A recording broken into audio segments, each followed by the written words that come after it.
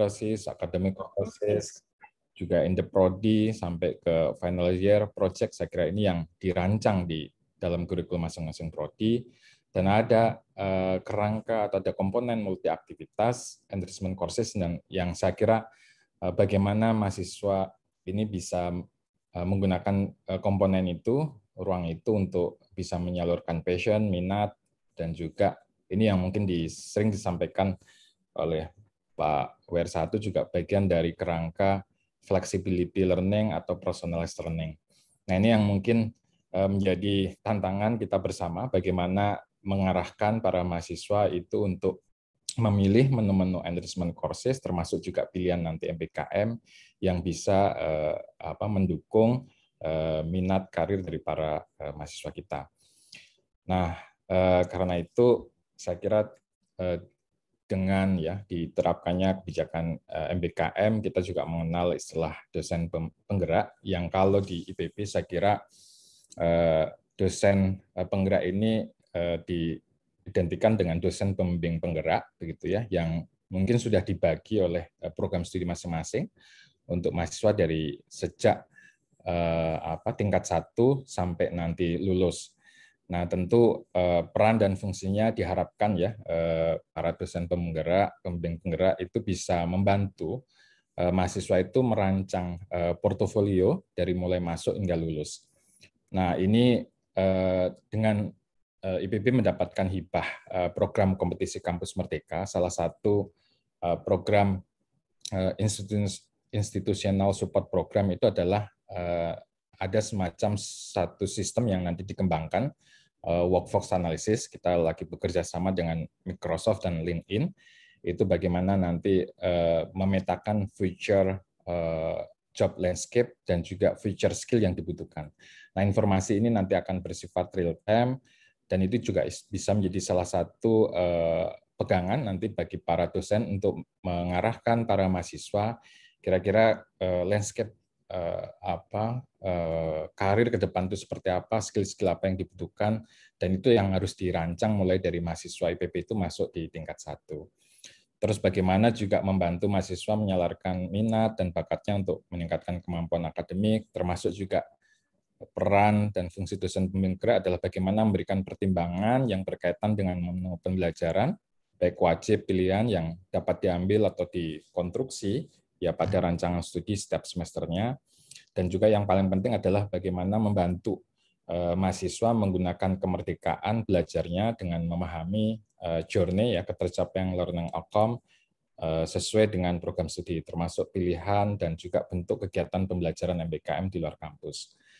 Nah, ini yang kira-kira kalau kami coba gambarkan ya bagaimana journey dari mahasiswa itu mulai masuk di IPB, kemudian nanti sampai lulus, dan kira-kira dari journey itu peran kita sebagai dosen pembimbing penggerak adalah bagaimana mengarahkan menggunakan komponen enrichment courses-nya atau enrichment program dan juga komponen MBKM-nya untuk memilih aktivitas-aktivitas yang sesuai dengan minat karir dari mahasiswa tersebut. Ini sebagai ilustrasi saja, sebagai contoh, kalau mahasiswa itu mempunyai minat karir sebagai entrepreneur nantinya, nah ini pathway-nya seperti apa? Misalnya di tingkat 1 harapannya terbangun kesadaran entrepreneurship gitu di mahasiswa tingkat pertama. Nah, kira-kira kegiatan apa yang bisa diikuti dan kemudian nanti bisa di-recognize, bisa diakui sebagai salah satu kegiatan EC. Misalnya mulai dari orientasi untuk membangun growth mindset melalui 7 Habit, kemudian juga melalui berbagai courses, sekarang juga banyak micro kredensial yang ditawarkan yang kaitannya dengan pengembangan entrepreneurship. Kemudian nanti di tingkat 2 harapannya misalnya mahasiswa itu sudah bisa mengembangkan ide dan merancang bisnis plan misalnya. Nah, ini aktivitas-aktivitas di IPB apa saja sih yang bisa diikuti oleh mahasiswa tingkat 2 yang bisa dipilih, yang mungkin sekarang masuk semester 3, yang itu kira-kira nanti juga bisa di-recognize menjadi enrichment courses atau enrichment program. Juga nanti ketika masuk ke tingkat 3, harapannya di sini akan lebih banyak ke bisnis mentoring, karena tadi mahasiswa sudah punya perencanaan bisnis, nanti ada skema-skema pembiayaan misalnya dari IPB untuk apakah melalui program kreativitas mahasiswa kewirausahaan, program mahasiswa wirausaha, dan sebagainya. Nah, di sini peran nanti para dosen adalah di IPB yang khususnya punya expertise atau pengalaman dalam membina ya bisnis mahasiswa ini bisa mengarahkan, dan juga nanti aktivitas apa saja yang bisa diikuti. Sampai kemudian nanti ke tingkat 4 kita sudah mulai establish bagaimana mahasiswa nanti bisa mengikuti business incubation yang mungkin juga sekarang sudah banyak juga difasilitasi oleh karena kita juga punya lembaga kawasan sains dan teknopark yang juga punya banyak sekali expert di sana untuk membina mahasiswa melalui berbagai program. Nah, ini mungkin nanti bisa diintegrasikan dengan mereka belajarnya atau dengan program capstone di masing-masing prodi sampai ke final year. Nah, ini sebagai contoh saja kalau misalnya mahasiswa itu passion-nya sebagai entrepreneur. Nah, karena itu melalui talent mapping kita akan coba nanti memetakan mahasiswa itu kira-kira minat karirnya apakah sebagai entrepreneur. Ini kalau hasil mapping tahun lalu untuk angkatan 57, ini ada 42% yang ingin menjadi profesional, ada 12% yang ingin menjadi dosen dan peneliti, ada yang menjadi 31% yang ingin menjadi entrepreneur, dan juga 15% yang ingin menjadi birokrat atau politisi atau juga leader lainnya. Nah, dari talent mapping inilah yang nanti menjadi pegangan kita semuanya kira-kira untuk mengarahkan tadi portofolio, mengarahkan journey ya perjalanan mahasiswa selama 4 tahun di IPB melalui berbagai aktivitas ya yang bisa mengisi komponen enrichment courses-nya dari K2020. Juga sebenarnya ada informasi lainnya juga yang sangat penting dari hasil talent mapping seperti informasi kepribadian, gaya kepemimpinan, juga konsep diri, kesesuaian dengan bidang pekerjaan, bagaimana mengolah situasi yang dihadapi, dan sebagainya yang mungkin nanti Bu Meta dan Pak Ismet bisa menyampaikan. Nah, ini sebagai contoh aja kalau beberapa pathway juga kami sudah coba develop, walaupun ini tentu nanti bisa berkembang dan dinamis, misalnya yang tadi dari hasil talent mapping-nya ingin menjadi dosen peneliti, nanti pathway-nya seperti apa, pilihan-pilihan EJ-nya seperti apa, termasuk ke yang profesional. Nah, kira-kira itu Bapak Ibu yang kita harapkan dari bagaimana kita bisa mengetahui ya informasi talent mapping, dan itu bisa kita gunakan nanti dalam membimbing dan mengarahkan mahasiswa. Mungkin nanti secara detail Pak Ismet dan Bu Meta juga bisa menyampaikan bagaimana menggunakan informasi-informasi tersebut. Sebagai informasi, hasil talent mapping itu sudah terintegrasi di SIMAK dan setiap mahasiswa itu sudah memegang informasinya, itu juga sudah diberikan kepada para wadek, para ketua departemen, informasi terkait dengan talent mapping. Mudah-mudahan juga sudah diberikan ke Bapak Ibu dosen untuk masing-masing bimbingan akademiknya.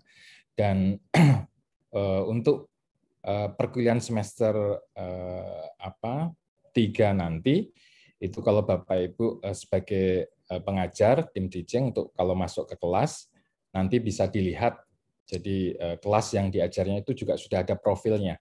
Jadi misalnya di dalam kelas itu nanti 100 mahasiswa, itu berapa sih yang gaya belajarnya auditori, berapa persen yang gaya belajarnya visual, berapa persen yang gaya belajarnya misalnya kinestetik, itu nanti sudah bisa dibuka di mata kuliah yang diikuti misalnya dari mahasiswa angkatan 57, termasuk gaya kepribadian yang introvert, yang extrovert. Nah, ini juga penting nanti ketika misalnya informasi itu digunakan untuk membentuk grup, kelompok. Jadi mungkin kita bisa mengcombine satu kelompok itu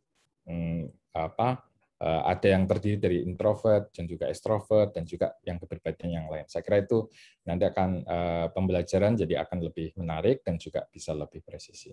Demikian mungkin, terima kasih sekali lagi para narasumber. Terima kasih atas perhatian dari Bapak Ibu dosen semuanya. Bila taufik wal hidayah. Wassalamualaikum warahmatullahi wabarakatuh. Salam sehat buat semuanya. Waalaikumsalam. Waalaikumsalam warahmatullahi wabarakatuh. Baik, terima kasih kami ucapkan kepada Bapak Alim yang sudah membuka acara pada siang hari ini, kemudian memberikan sedikit arahan mengenai bagaimana talent mapping itu bisa memberikan dampak kepada mahasiswa yang akan masuk ke fakultas masing-masing. Kemudian sebelum kita memasuki acara selanjutnya, yaitu pemaparan materi, akan saya kenalkan terlebih dahulu moderator pada siang hari ini. Oke, di sini ada saudara Bapak Novan. Oke, Bapak Novan. Oke. Bapak Novan di sini beliau adalah alumni dari Fakultas Ekologi Manusia. Bisa dipanggil Mas Novan atau Bapak Novan. Mungkin terserah Bapak Ibu bagaimana memanggilnya. Kemudian beliau juga tergabung menjadi salah satu tim di Direktorat Kemahasiswaan dan akan membimbing atau membawakan acara pada siang hari ini. Kemudian tanpa berpanjang-panjang waktu, kita panggil Bapak Novan untuk dapat membawakan acara sesi selanjutnya. Baik, Mas Bintang, terima kasih. Bapak dan Ibu, mohon izin ya. Assalamualaikum warahmatullahi wabarakatuh. Salam, Om Swastiastu, Namo Buddhaya, salam kebajikan untuk kita semua. Rahayu. Nah, yang terhormat, Bapak Dr. Alim Setiawan Slamet, STP MSI, selaku Direktur dari Ditma PK IPB. Selanjutnya ada Pak Bidin Subhan, Dr. Bidin Subhan, selaku Asisten Direktur dari Ditma PK IPB. Selanjutnya di sini juga ada Bapak Ismet dan Ibu Meta dari PT Tricity Virtual Human Capital. Selanjutnya yang terhormat juga Bapak dan Ibu dosen dari Fakultas Pertanian, Fakultas Kedokteran Hewan, Fakultas Perikanan dan Ilmu Kelautan, dan Fakultas Peternakan. Dan yang saya hormati juga Bapak Ibu dosen penggerak dari Fakultas A, B, C, hingga D. Nah, pertama-tama perkenalkan, saya Novan, Bapak Ibu, mohon izinnya untuk membantu menjadi pemandu di kegiatan hari ini. Jadi kegiatan hari ini adalah kegiatan sosialisasi untuk talent mapping angkatan 57, di mana kegiatan ini sudah dilakukan sebenarnya hampir setahun yang lalu ya mungkin, dan hari ini juga sudah dilaksanakan untuk kegiatan talent mapping mahasiswa baru angkatan 58. Jadi hari ini mulai hingga tanggal 29 nanti. Jadi bertepatan sekali saat di sini dilakukan sosialisasi untuk hasil talent mapping angkatan 57. Hari ini juga dilaksanakan kegiatan talent mapping untuk angkatan 58 seperti itu. Nah, segar sekali masih dalam ingatan saya. Saya baru lulus, Pak, mohon izin Bapak dan Ibu. Jadi memang di masa-masa masuk IPB ataupun masuk fakultas ya mungkin kalau ini konteksnya 57, ini merupakan tantangan yang berat bagaimana mahasiswa harus mulai mengenali potensi dirinya, harus mengenal tujuannya, tujuan hidupnya, gitu. Mengenal cara belajar yang efektif. Gitu. Bagi saya dulu yang belum ada kegiatan talent mapping ini merupakan tantangan yang berat. Dan sehingga di sini juga peran dari dosen sangat penting waktu itu, dosen pembimbing untuk mengarahkan mahasiswanya. Gitu. Nah, beruntung sekali saat ini sudah ada kegiatan talent mapping di mana mahasiswa didorong untuk bisa mengetahui bagaimana potensi dirinya, bagaimana cara belajar yang efektif untuk dirinya gitu. Nah, tentunya hal ini juga perlu sekali didukung oleh dosen pembimbing ya, dosen penggerak sini. Nah, seperti itu. Nah, saya ingin menyapa dulu di sini yang akan memberikan materi terkait hasil dari talent mapping, yaitu ada Bapak Ismet Ali dan Bu Meta. Halo, Bapak Ismet, sudah hadir? Ya, ini Ibu Meta. Halo Ibu. Selamat siang. Ya, selamat siang Ibu. Salam sehat Selamat ya siang, untuk Mas. semua. Ya, Bapak Ismet juga sudah hadir. Nah, Ya, terima kasih. sama-sama Pak. Tanpa memperpanjang lagi perkenalan, langsung akan saya share untuk PPT presentasi pada hari ini. Oke.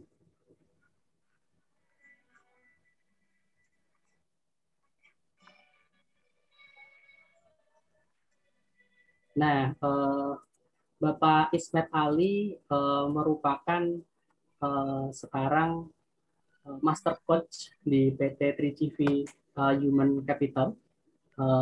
Beliau juga merupakan alumni dari IPB, kalau tidak salah angkatan 18 ya Pak, masuk di IPB tahun 1981 seperti itu, sudah memulai karirnya memang di bagian human development seperti itu hingga saat ini menjadi master coach gitu atau business coach di sini di PT 3GV Human Capital.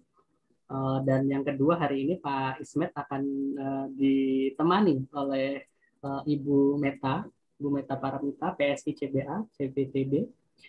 Beliau merupakan psikolog di PT 3GV Human Capital.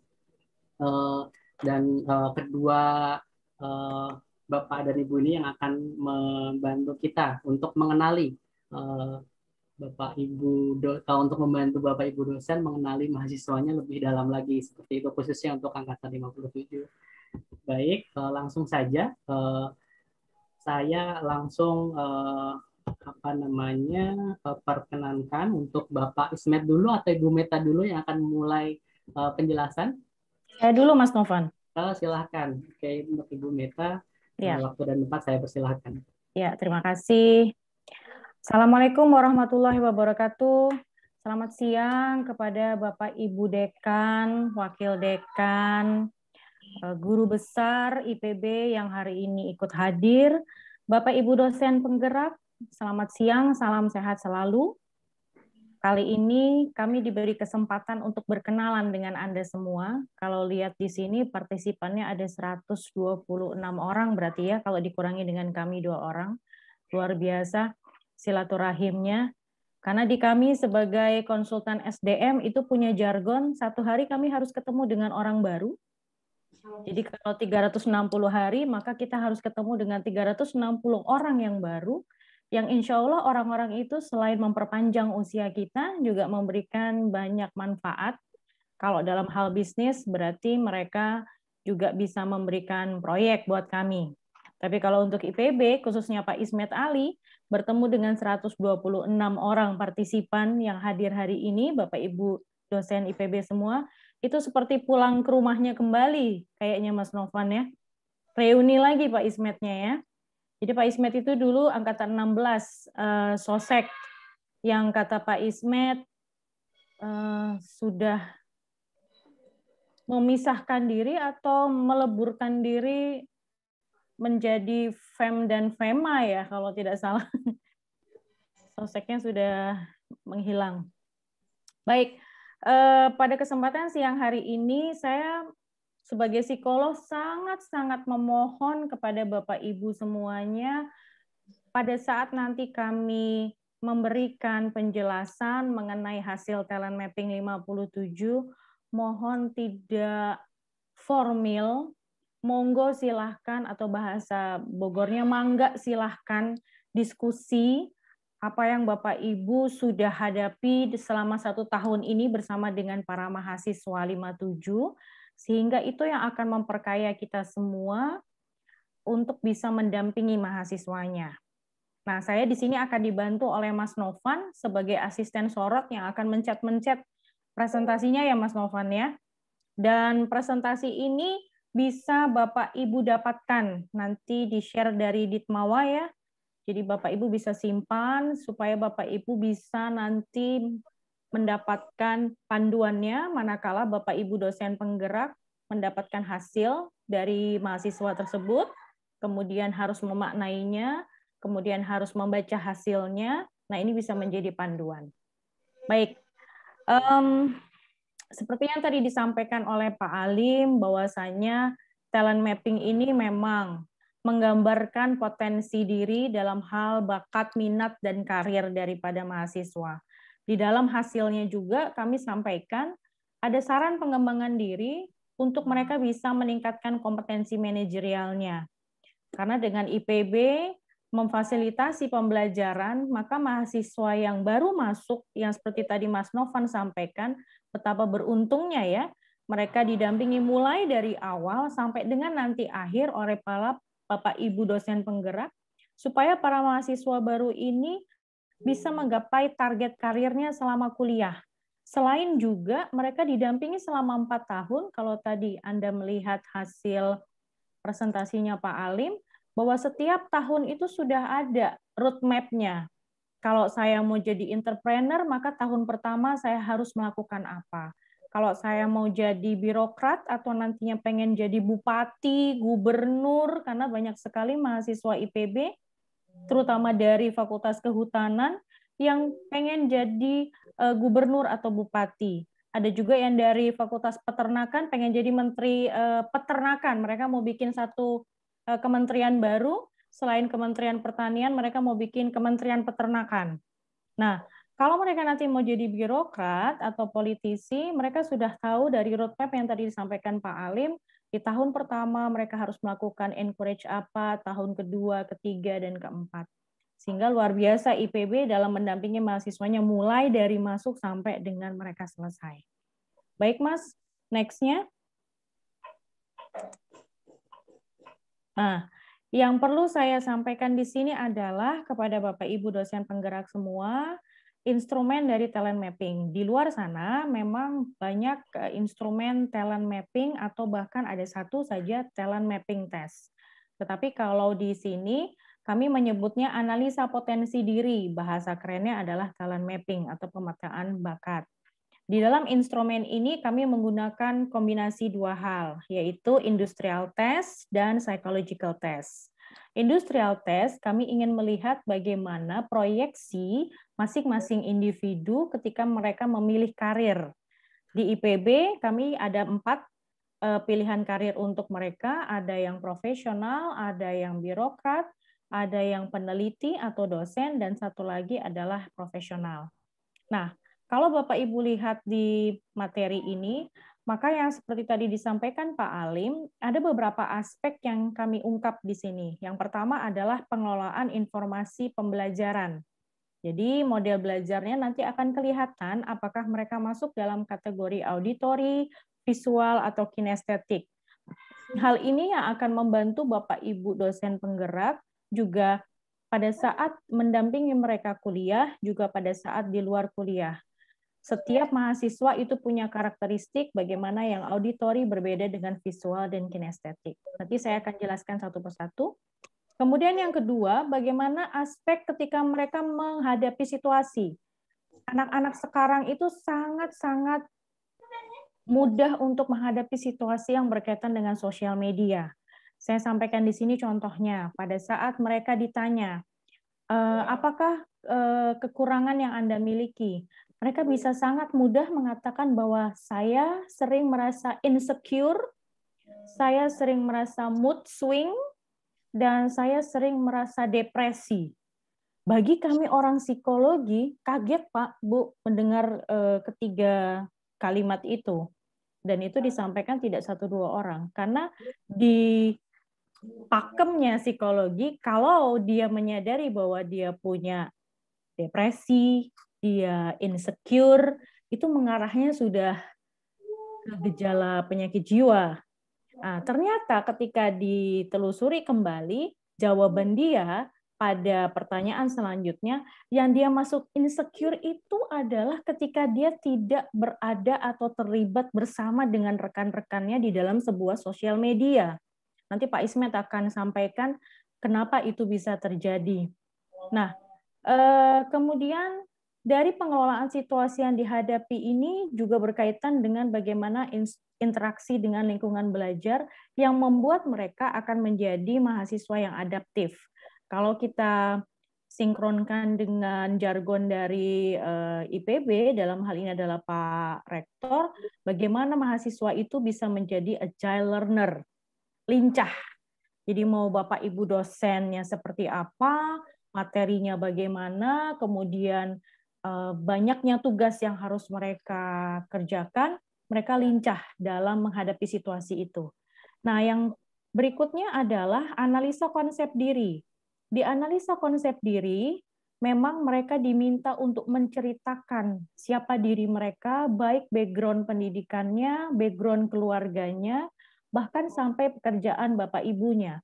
Karena dalam psikologi, pengaruh keluarga itu memberikan dampak kepada cara pandang kita terhadap diri kita, dan bagaimana cara kita memberikan sikap kepada sebuah peristiwa, kejadian, pernyataan orang lain. Nah, kalau Bapak Ibu lihat di presentasi ini, maka dari mulai model belajar, interaksi dengan lingkungan, cara pandang dia terhadap dirinya, itu juga memberikan pengaruh kepada proyeksi preferensi karir dia. Nah, di IPB, mudahnya ketika sudah dibagi menjadi 4 kategori tadi, ada birokrat sampai dengan entrepreneur. Kalau kita bagi mereka luas, maka mereka banyak sekali inginnya. Ingin menjadi, tadi saya sampaikan, bisa jadi bupati, gubernur, bahkan mau jadi presiden. Jarang mereka yang menulis ingin jadi rektor IPB sepertinya. Pengennya malah jadi presiden. Baik, sampai di sini ada Bapak Ibu yang mau bertanya atau bisa saya lanjutkan dulu, Mas Novan? Dilanjutkan dulu, Bu, mungkin belum baik. ada yang ini. Baik, slide selanjutnya. Baik. Nah, ini adalah penjelasan mengenai aspek yang pertama.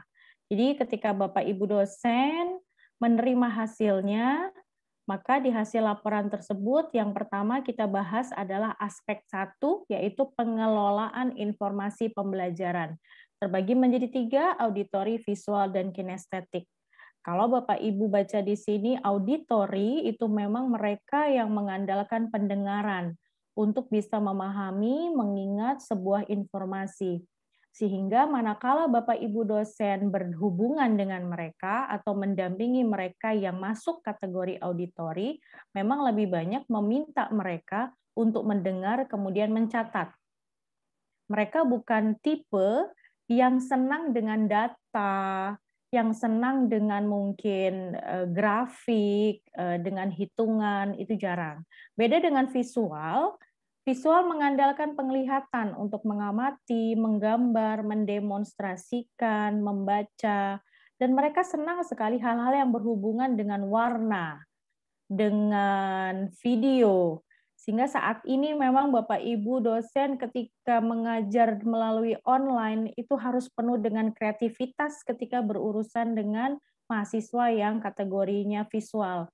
Kita yang harus bisa mengikuti gaya mereka sekarang, di mana kita memberikan kuliah tidak bisa hanya PPT biasa, tapi harus diselingi misalkan dengan animasi-animasi yang cantik, yang menarik, penuh dengan warna. Belum lagi ada di CCP video-video, anak sekarang modelnya seperti itu. Ya, kemudian yang kinestetik. Kinestetik ini lebih banyak mengandalkan kepada gerakan, lebih banyak mengandalkan kepada sentuhan, mereka banyak menggunakan tangan.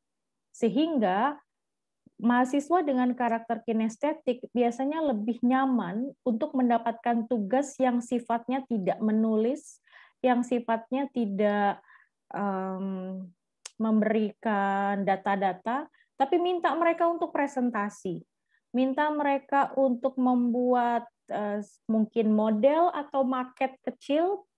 Ini mungkin bisa di fakultas, mungkin hampir semua fakultas ya, di agronomi, di pertanian bisa, di kedokteran hewan bisa, kemudian perikanan juga di FAPET yang hari ini semua hadir.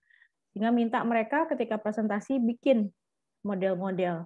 Nah, itu senang tuh anak-anak yang kinestetik untuk melakukan hal-hal yang kaitannya dengan gerakan, dengan demonstrasi. Nah, itu seperti itu. Baik, selanjutnya, next, Mas. Oh iya, sebelumnya saya sampaikan kepada Bapak Ibu semua, setelah nanti saya akan sampaikan materi ini, nanti bergantian dengan Pak Ismet yang akan menyampaikannya. Nanti Pak Ismet akan masuk ke ruangan ini, karena kebetulan seperti yang tadi disampaikan Mas Novan, hari ini kami juga harus standby untuk mendampingi mahasiswa angkatan 58 dalam mengerjakan talent mapping test.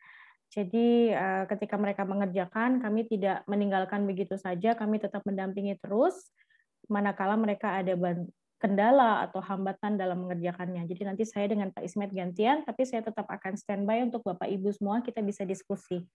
Nah, aspek yang kedua atau pengelolaan situasi yang dihadapi. Pada aspek yang kedua ini kami menggunakan tes DISC. Mungkin Bapak Ibu pernah mengikuti tes ini. Tes DISC itu adalah tes yang digunakan untuk memahami tipe-tipe perilaku dan gaya kepribadian. Sehingga DISC profile bisa memberikan gambaran bagaimana memprediksi kecenderungan perilaku di masa yang akan datang. Nah, DISC ini kalau Bapak Ibu pernah ikuti, versinya banyak. Kenapa seperti itu? Tes-tes psikologi atau industrial test biasanya melihat background pendidikan dan usia. Jadi seperti pengalaman kami pada saat dipercaya IPB, kami menggunakan versi DISC yang berbeda, manakala ketika kami juga menggunakannya untuk asesmen dosen ataupun tendik. Nah, karena background pendidikannya berbeda. Nah, untuk yang hasil mahasiswa 57, mereka dominan, influence, steadiness, dan compliance-nya untuk memudahkan Bapak Ibu di dalam menciri karakternya, maka ada 2 poin yang saya beri kuning di situ, di setiap karakternya. Jadi contohnya seperti dominan, itu orangnya langsung dan tegas. Cara mereka menyampaikan kepada Bapak Ibu itu lebih terbuka. Dengan influence, orangnya lebih optimis, percaya diri. Biasanya cirinya kalau orang influence itu ketika menyapa Bapak Ibu, misalkan menyapa Pak Bambang Purwanta tadi, selamat siang Pak Bambang, apa kabar? Nah, itu biasanya ciri orang influence. Tapi kalau orang yang dominan, selamat siang Pak. Nah, hanya seperti itu. Jadi dari penyapaan mereka, Bapak Ibu sudah bisa mencirikan, oh seperti ini. Begitu juga ketika ditelepon. Orang yang dominan biasanya ketika ditelepon, selamat siang Bu, nama saya Meta, saya ada kepentingan ini Bu. Tapi kalau orang influencer, selamat siang Ibu, apa kabar? Nama saya Meta Bu, saya dari Vapet, saya ada mau tanya Pak Bu. Nah itu seperti orang influencer seperti itu. Jadi dari gaya mereka membawakan diri, Bapak Ibu sudah bisa menciri antara dominan dengan influence. Untuk steadiness, steadiness adalah orang-orang yang pendengar baik dan team player. Steadiness ini kalau bahasa mudahnya adalah mereka-mereka yang karakternya harmonis. Jadi orangnya cenderung diam, cenderung banyak senyum. Kemudian ketika Anda bicara, gimana?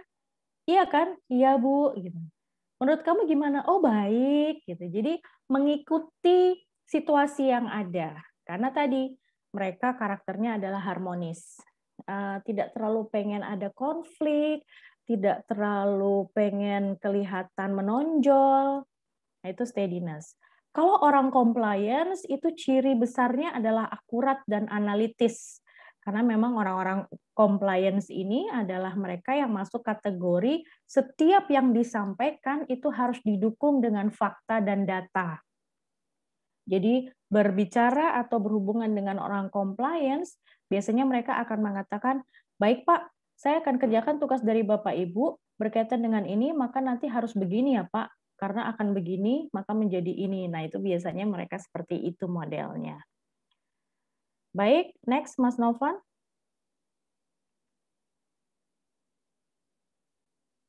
Ini kok di layar saya ada tulisan, please move this window. Oh, oke.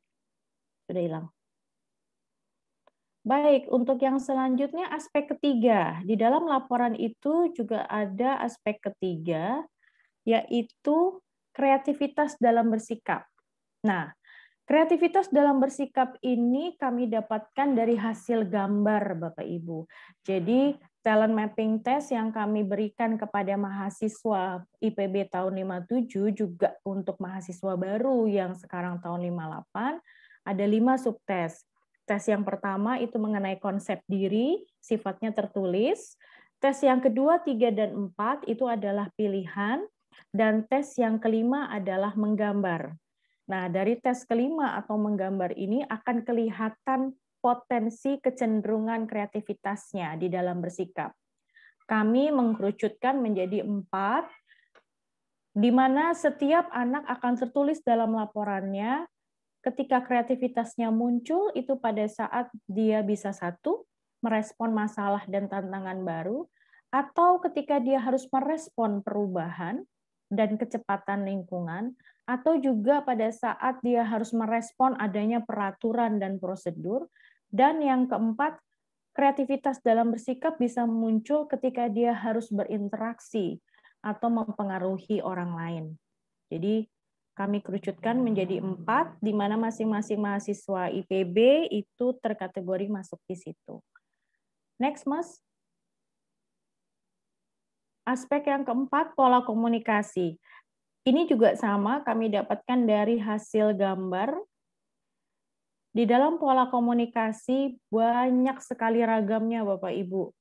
Variannya banyak sekali. Jadi bisa dibilang dari 4.249 mahasiswa angkatan 57 tahun lalu yang mengikuti talent mapping test, kami summary menjadi 16 poin ini. Jadi 16 poin ini yang kami temukan di mereka, di mana mereka masuk di dalam pola komunikasi yang modelnya seperti ini. Di sini yang kami sampaikan pola komunikasinya ada yang verbal dan ada yang non-verbal. Jadi misalkan kalau verbal di situ dinyatakan lebih banyak menyatakan daripada bertanya, itu seperti itu. Atau yang non-verbal biasanya seperti lebih memiliki waktu yang fleksibel misalkan. Itu kategori mereka memiliki pola komunikasi yang sangat beragam. Next. Baik, Bu Meta. Sepertinya ya, sudah ada yang bertanya, Ibu. Saya boleh. Ya, ada Ibu Rita Kartika, saya bacakan mungkin ya sebelum ke slide selanjutnya. Pertanyaannya seputar slide sebelumnya, yaitu tentang DSC. Ya. Jadi, apakah DSC ini sama dengan karakter yang digambarkan dengan warna biru, merah, kuning, dan hijau ya, Bu? Biru, merah, kuning, hijau. Oh iya. Ya, di sini saya nggak pakai warna ya, Bu. Karena gini, ada yang memiliki persepsi ketika DISC itu dibagi di atasnya D dan I, di bawahnya S dan C, seakan-akan kategori D dan I itu derajatnya lebih tinggi daripada S dan C. Padahal di dalam psikologi, orang yang dominan dia tidak bisa berdiri sendiri. Dan sebetulnya kalau melihat dari grafik semua orang yang mengerjakan DISC, yang menonjol hanya satu, D, I, S, atau C. Tetapi setelah satu huruf tersebut biasanya ada irisannya. Apakah dia DSC, apakah dia DC, apakah dia DI. Nah, tetapi ketika kami masuk di dalam grafik penilaiannya, yang kami tampilkan hanya satu huruf yang paling menonjol. Ada juga yang menggunakan warna ya, biru, merah, kuning, hijau. Ya, seperti itu Ibu Rita Kartika. Jadi di sini yang kami sampaikan supaya Bapak Ibu tidak terpatri dengan warna, tapi lebih kepada konsepnya, bahwa orang yang dominan kecenderungannya memiliki ciri seperti itu, orang yang influence seperti itu, steadiness dan compliance juga seperti itu. Ini menarik ya, ada pertanyaan dari Ibu Safrina Diah ya Mas Novan. Apakah kami boleh memperoleh data talent mapping mahasiswa departemen? Oh, nanti bisa menghubungi ke Ditmawa ya mungkin ya Mas Novan ya? Betul. Jadi untuk data sebenarnya sudah untuk data sudah didistribusikan, Ibu. Pertama untuk mahasiswa sudah ada di IPB Apps. Jadi setiap mahasiswa akan diberikan akses melihat hasilnya masing-masing secara individu. Ya. Nah, dan kalau untuk dosen ada di LMS, Bu, nanti bisa dicek di situ. Sudah dijawab juga oleh Pak Alim ternyata. Terima kasih Pak Alim. Ya. Di atasnya Pak Alim ada Pak Vincent Siregar. Halakita Pak Vincent. Pak Vincent bertanya, kenapa saya jadi berubah Batak ya? Oke lah, baik. Bagaimana hubungan DISC dengan IQ? Nah, DISC itu adalah personality test, sedangkan IQ itu adalah intelligence test. Personality test itu memiliki kecenderungan berubah manakala mental setting atau situasi settingnya berubah. Contoh, Pak Vincent ketika diminta untuk mengerjakan DISC dengan setting sebagai dosen IPB. Hasilnya akan berbeda ketika Pak Vincent mengisi DISC dengan saya minta settingnya sebagai seorang ayah. Nanti hasilnya bisa berbeda. Tetapi IQ, ketika Pak Vincent mengerjakan mau Bapak sebagai dosen IPB, mau Bapak sebagai ayah, atau mungkin Bapak sedang mengambil S3, hasilnya punya kecenderungan yang konsisten. Nah, itu bedanya, Pak. Jadi kalau DISC, itu ada faktor lingkungan yang memberikan pengaruh terhadap orang tersebut di dalam mengerjakan tes, karena tes yang sifatnya industrial seperti DISC dan MBTI atau MBTI itu sifatnya dinamis, sedangkan IQ mau Bapak dites dari SMA sampai sekarang punya kecenderungan konsistensi nilai IQ. Misalkan Bapak punya anak 2. Yang satu dites hasilnya 96, yang satu dites hasilnya 120. Kita nggak bisa langsung bilang bahwa yang 120 lebih pintar daripada yang 96. Yang kita harus tanyakan, apakah mereka dites dengan alat tes yang sama? Jika iya, baru kita bisa katakan yang 120 lebih pintar daripada yang 96. Itu satu. Yang kedua, manakala anak Bapak yang 120 ini dites kembali mungkin 2 tahun, itu punya kecenderungan konsistensi yang sama dengan alat tes yang sama. Tapi beda dengan DISC atau MBTI, hari ini Bapak dites, bulan depan Bapak dites dengan lingkungan yang sudah berbeda, katakanlah misalkan, bismillah, bulan depan COVID-nya udah nggak ada, itu pasti hasil DISC-nya pun berbeda. Karena framework kita pada saat mengerjakan, mendapati soal-soal itu, situasinya sudah berubah. Gitu ya Pak Vincent? Apakah talent mapping nantinya juga akan diberlakukan untuk dosen penggerak? Wah, ini bagus nih Pak Alim. Jadi dosennya juga tahu ya sebelum bisa mendampingi mahasiswanya ya. Nah, kalau ini mungkin juga harus selain ke Pak Alim mungkin ke SDM ya, Pak Alim ya. Kemudian dari Pak Iin, ini betul ya, Pak Iin Solihin atau Bu Iin ya, Pak Iin ya. Apakah pola karakter yang sama antara dosen dan mahasiswa akan lebih baik, misalnya sama-sama dominan? Apakah perlu juga dosen penggeraknya dibekali terkait dengan karakter, misalkan terkait dengan wawasan praktisi? Dalam hal berkomunikasi atau pola komunikasi, memang iya. Akan lebih mudah untuk TikTok-nya, manakala Anda dominan, mahasiswanya juga dominan, Anda langsung merasa chemistry-nya dapat. Tetapi manakala berbeda, maka baik si dosen maupun si mahasiswa juga belajar yang namanya relationship. Oh, Bapak dosen saya dominan, sedangkan saya steadiness.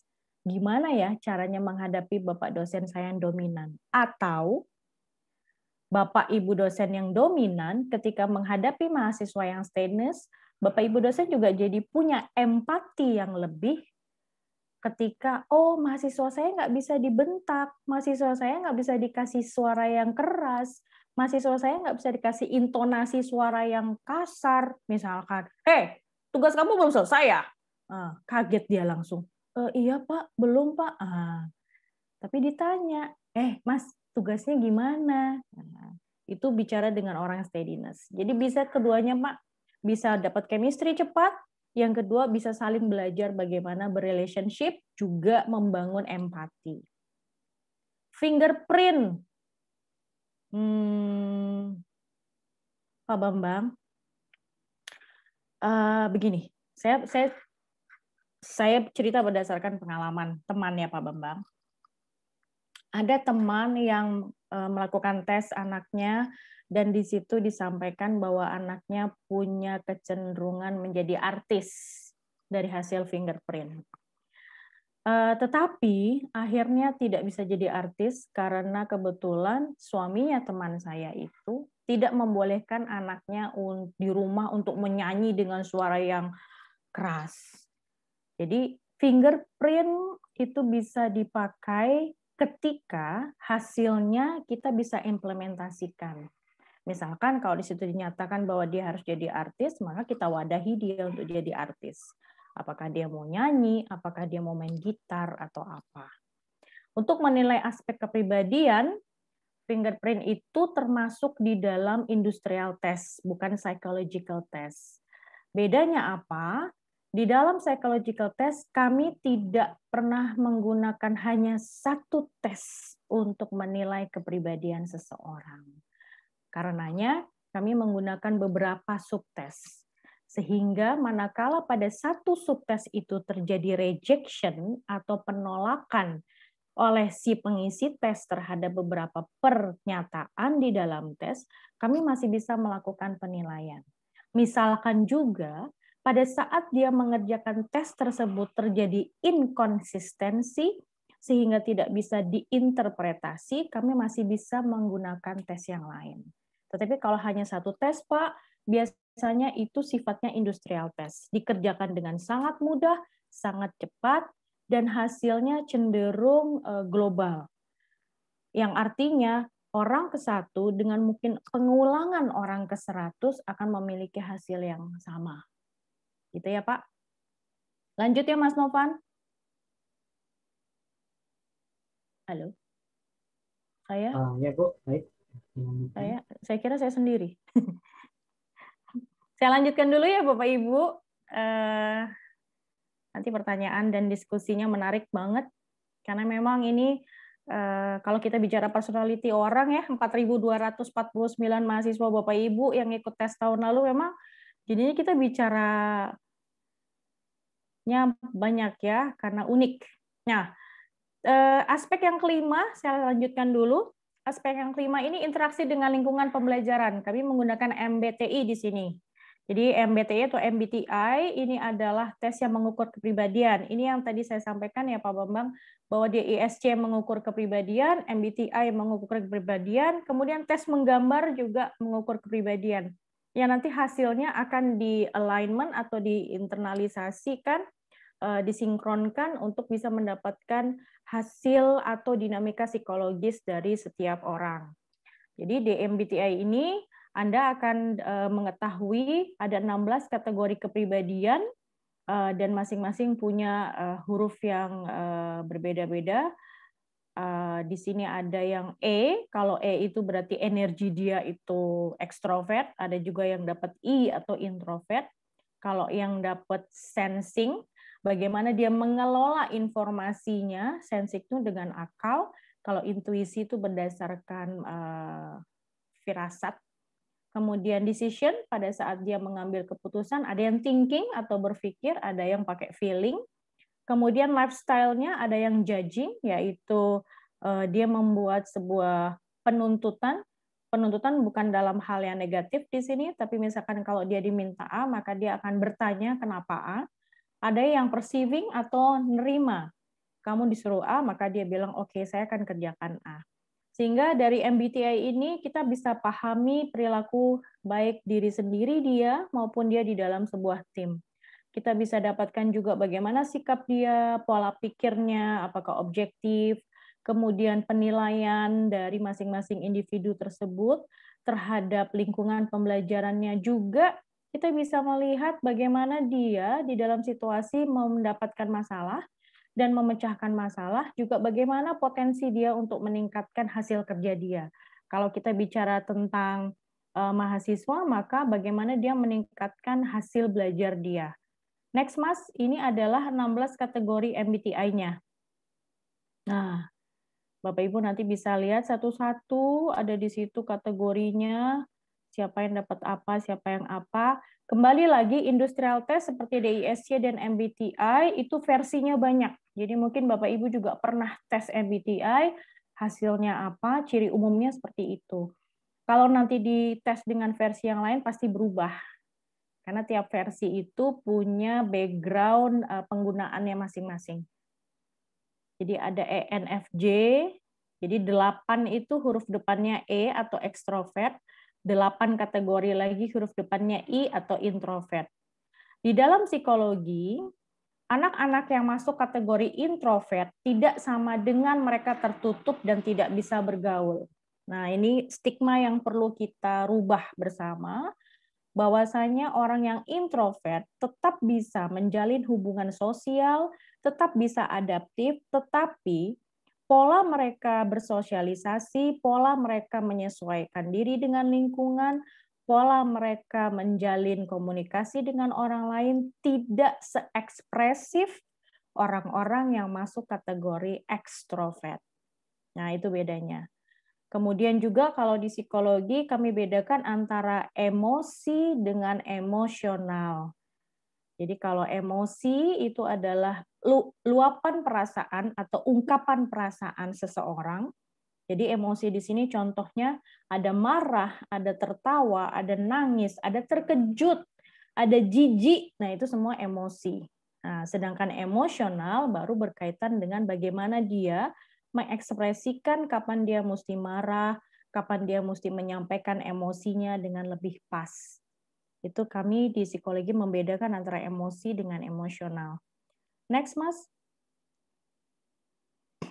Nah, ini nomor 6 adalah aspek pengambilan keputusan dan kepemimpinan. Ini juga kami dapatkan dari hasil tes 1, konsep diri dan gambar, di mana mereka masuk dikategorikan ada 4, ada yang pengambilan keputusannya dengan perundingan, ada yang spontan, ada yang musyawarah, dan ada yang bertindak langsung. Kepemimpinannya ada yang warnanya bagaimana kalau dia pengambilan keputusannya perundingan, maka kepemimpinannya berorientasi pada orang dan penerimaan kelompok terhadap diri dia. Kalau yang spontan berarti orientasinya orang dan sifatnya optimis. Kalau yang musyawarah, kepemimpinannya berorientasi pada tugas dan aturan. Dan mereka yang pengambilan keputusannya bertindak langsung itu orientasinya kepada tugas dan pencapaian hasil. Nah, itu next-nya, ini yang tadi disampaikan oleh Pak Alim, jadi hasil dari keseluruhan mahasiswa angkatan 57, 4.249 orang yang sudah mengikuti talent mapping test bersama dengan kami, itu dihasilkan seperti ini, di mana hasilnya adalah 15%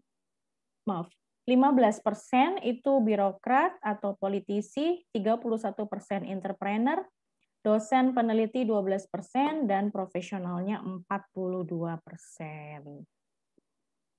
Gitu dari materi saya. Sambil menjawab, saya panggil Pak Ismet ya, biar siap-siap materi selanjutnya ya. Oke.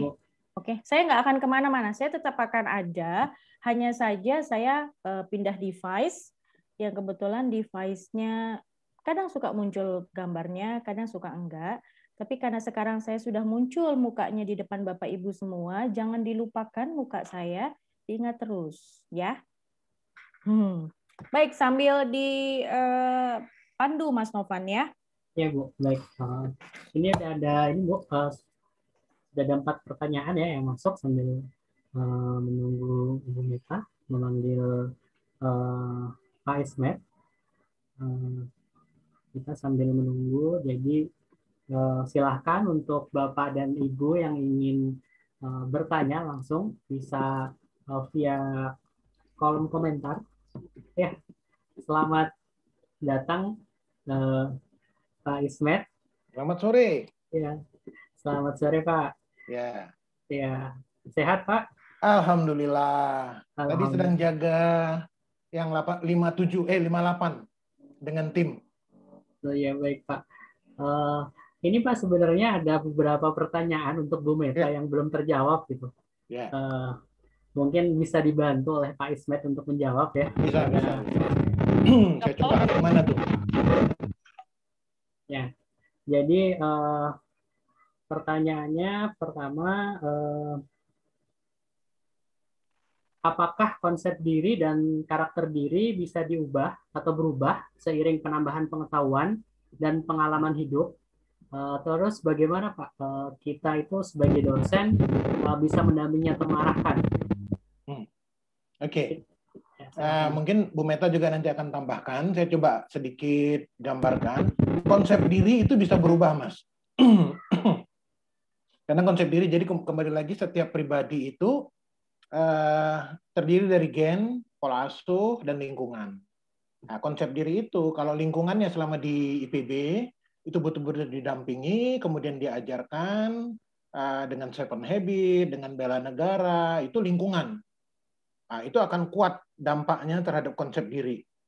Jadi apa yang sudah roadmap atau pathway yang dibuat oleh Pak Alim, itu adalah penguatan melalui lingkungan dan pola asuh. Sedang gennya itu sendiri karakter. Nah, ini karakter ini yang agak susah dirubah. Tetapi kalau lingkungan sama pola asuh itu diisi terus, maka lingkungan dan pola asuh itu yang akan menonjol. Sedangkan karakter itu nanti akan perlahan menurun. Misalnya begini, saya dari Aceh sering marah. Tetapi ketika pola asuh saya banyak bergaul dengan para dosen IPB, ya Pak Bungaran Saragi, Pak Profesor Condro Negoro, semuanya orang-orang yang sabar. Jadi saya berpikir dengan sabar itu lebih baik. Jadi karakter pemarah saya itu tenggelam, tetapi kesabaran saya yang naik. Jadi konsep diri itu lebih dinamis. Makanya Pak Alim tadi sudah mempersiapkan setelah talent mapping, maka kita harapkan 7 Habits, bela negara, pendampingan dari dosen penggerak, itu akan membuat konsep diri itu berubah lebih kuat, sehingga yang tampak keluar itu adalah hasil lingkungan dan pola asuh di IPB. Ya, jadi boleh aja dia dari Aceh, dari Papua, dari Kalimantan, tetapi nanti dia akan menjadi lulusan 4 tahun dari IPB itu akan menjadi agile learner. Dan nggak kelihatan lagi dia orang Aceh, orang Papua, ataupun orang Sunda, atau orang Batak, nggak kelihatan lagi. Yang kelihatan tadi adalah konsep dirinya itu lebih matang. Orang yang punya konsep diri matang, dia akan mature, dan dia akan menjadi yang seperti Stephen Covey katakan, highly effective people. Ya, jadi dia menjadi effective people, baik di lingkungan maupun nanti di karir. Demikian Mas Novan. Ya, baik Pak. Terima kasih. Jadi kebetulan juga IPB sendiri untuk mahasiswa baru dalam rangkaian penerimaan mahasiswa baru ada pelatihan 7 Habits Pak yang acuannya ke Stephen Covey juga. Nah, bagus. Pertanyaan selanjutnya masih ada 3 pertanyaan sebelum untuk Bu Meta yang saya yakin bisa dijawab oleh Pak Ismet. Yang kedua dari Bapak Heru, yaitu seberapa akuratkah tes MBTI? Bagaimana hubungan interpretasi DISC dan MBTI, Pak? Oke, nanti mungkin Ibu Meta bisa tambahkan ya mengenai integrasi antara DISC dengan MBTI. Kalau ditanya seberapa akurat, profesor psikolog sudah membuat bahwa level itu di atas 90%, kecenderungannya itu di atas 90%. Jadi bisa saja 10% itu menjadi variabel. Kenapa? Setiap manusia itu unik. Makanya kami menggunakan industrial test sama psychological test. Nah, dengan mengawinkan kedua ini, kami menganggap bahwa setiap individu dari 4.300 angkatan 57 itu memang menjadi spesifik. Kita nggak bisa mengkategorikan misalnya mahasiswa agronomi 57 yang nomor 100 sama dengan nomor 300, pasti beda. Itu kalau kita lihat laporannya individual, kita ambil tuh. Misalnya Mas X ya nomor 100 di agronomi dengan Mas Y nomor 200 di agronomi. Kita coba lihat. Pasti beda. Bisa aja auditorinya sama, tetapi minatnya berbeda. Ya, jadi semua individu itu unik. Jadi 4.300 itu 4.300 unik. Karena memang manusia tidak mau disamakan dengan yang lain. Dia maunya menjadi karakter yang bagus. Nah, tugasnya IPB bagaimana menguatkan pola asuh dan lingkungan tadi supaya apapun karakter dia besok, dia bisa survive dalam kehidupan, survive dalam karirnya menjadi agile learner. Gitu. Bu Meta masih on kalau nambahin? Ya, Bu Meta, maka ini ada masalah Pak dari Bu Meta. Oke. Di jaringan atau device-nya. Ya. Oh ya, Bu Meta. Tes. Ya. Kayaknya ya. Ya, device Bu Meta seperti bermasalah. Suaranya ada noise. Betul. Saya ketik aja kali ya. Boleh. Jadi mungkin kita lanjutkan sambil beberapa pertanyaan dijawab oleh Bu Meta. Betul. Ya. Baik, ada beberapa pertanyaan Ibu yang akan dijawab oleh Bu Meta di ini ya, di kolom chat gitu. Kita akan melanjutkan presentasi atau materi dari Pak Ismet seperti itu ya. Betul. Baik, Pak. Oke, kita kenapa talent mapping itu dibutuhkan gitu ya? Karena kita di era talent war, perang talent, dan hasilnya apa? Talent winner. Jadi kalau Pak Alim tadi mengatakan bahwa di ujungnya kita akan bikin full talent, itulah memang talent winner. Jadi bagaimana IPB besok menang di dalam persaingan talent di Indonesia maupun regional Asia Pasifik adalah kalau kita punya pool talent yang baik. Sehingga siapapun yang mau cari sebenarnya orang-orang yang talented di Indonesia, dia bisa lacak gitu. Nah, tahun pertama didampingi apa, kedua apa, ketiga apa, keempat apa. Ya, itu sekedar gambaran. Nah, fenomena milenial yang kita hadapi sekarang ini adalah self blockage. Self blockage itu adalah tadi, ya, mereka cenderung incompetence di dalam tadi value, goal, mindset, ya. Kemudian kalau kita lihat dari kembali lagi adalah bagaimana manajemen inkompetensi yang dihadapi, lemahnya di literasi, ya, asertif komunikasi juga susah untuk generasi milenial, problem solving, creativity, terus, nah, sehingga kita mesti lihat di sini bahwa milenial ini memang memiliki self blockage. Oleh sebab itu, dengan talent mapping, kita mengenali mereka dari awal, ya, bagaimana blockage ini mesti bisa diangkat secara perlahan-lahan. Nah, misalnya kalau tadi communication, assertive communication, saya kira IPB punya dosen-dosen FEMA yang canggih di dalam assertive communication. Itu bisa nanti diberdayakan untuk membantu milenial kita angkatan 57 atau 58 yang komunikasinya belum asertif. Belum asertif itu misalnya apa? Komunikasi agresif atau submisif. Submisif itu lebih cenderung mengalah, agresif itu menyerang. Nah, itu mungkin kalau ketemu dengan dosen-dosen yang ahli komunikasi di FEMA, saya kira itu akan dibenahin. Itu kaitannya dalam pathway yang dijelaskan oleh Pak Alim tadi itu, pembenahan bagaimana milenial, fenomena milenial ini pelan-pelan diangkat. Terus, Mas? Kita lihat penggunaan talent mapping di dalam era talent war ini, kita mesti lihat ada sebenarnya talent recruitment, itu kalau kita lihat, kalau misalnya kita mau lihat apakah di IPB maupun di tempat yang lain, saya melihat itu sebagai footprint VUCA dan efisiensi. Artinya apa? Saya diskusi dengan Pak Rektor dan Pak Alim bahwa talent recruitment IPB itu sangat footprint strategik, ya, jadi bagus banget. Misalnya kita mengambil lulusan-lulusan dari SMA yang ketua OSIS. Untuk menjadi ketua OSIS itu sudah teruji tuh di antara banyak orang, ya, leadership-nya, level leadership-nya. Jadi footprint strategik ini adalah cap kaki yang mesti kita lihat bahwa dia dari SMA itu sudah ada tuh karakter yang dibawanya. Kemudian kita lakukan talent mapping. Kemudian kita jelaskan lagi, oh ya karakternya ada, tapi ada hal-hal kelemahannya yang harus di-erase atau ditinggalkan atau diatasi dengan pola asuh dan lingkungan selama di IPB. Kemudian baru talent development. Nah, ini tadi pathway yang Pak Alim katakan. Baru career preferensi. Jadi ketika dia sudah dibekalin, maka dia akan tahu, oh kalau gitu preferensi karir saya besok apa ya? Oh, saya mesti bekerja di research and development. Saya bekerja mesti di profesional tapi di bagian pemetaan bumi. Ya, atau saya bekerja di entrepreneur, karir preferensi entrepreneurnya apa? Ikan, tanaman, ya, IT gitu. Jadi dia lihat tuh sejak dia di talent development yang dibuat oleh pathway yang dilakukan oleh Pak Alim di tingkat 1, 2, 3 dan 4. Demikian gitu. Terus Mas?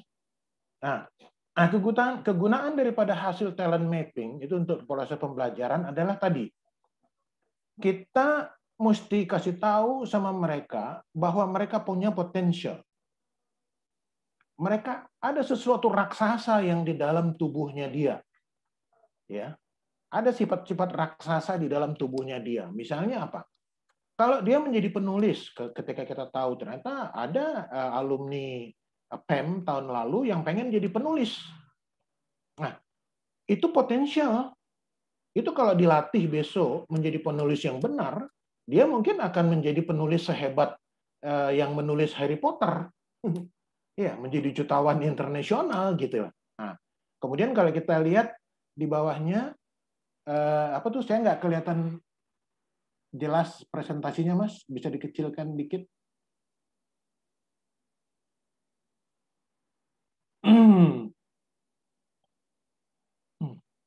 Mohon maaf Pak, dalam mode ya, share screen, setelah potensial itu apa tulisannya? Setelah potensial ada action, Pak. Ah, iya. Action lah itu bersama dengan tapi pathway selama 4 tahun. Ya. Kemudian apa di bawahnya lagi? Kirinya riset. Ada result, Pak. Ah, dia mesti cek itu. Ya, dia mesti cek. Apakah dia benar-benar yakin menjadi penulis? Atau kalau IT, ketika dia banyak itu misalnya mahasiswa PEMA, ya, mereka masuk di FEMA, mereka masuk di Gizi, tapi senangnya IT, senangnya content management, nggak apa-apa. Saya bilang itu nggak salah jurusan, nggak salah.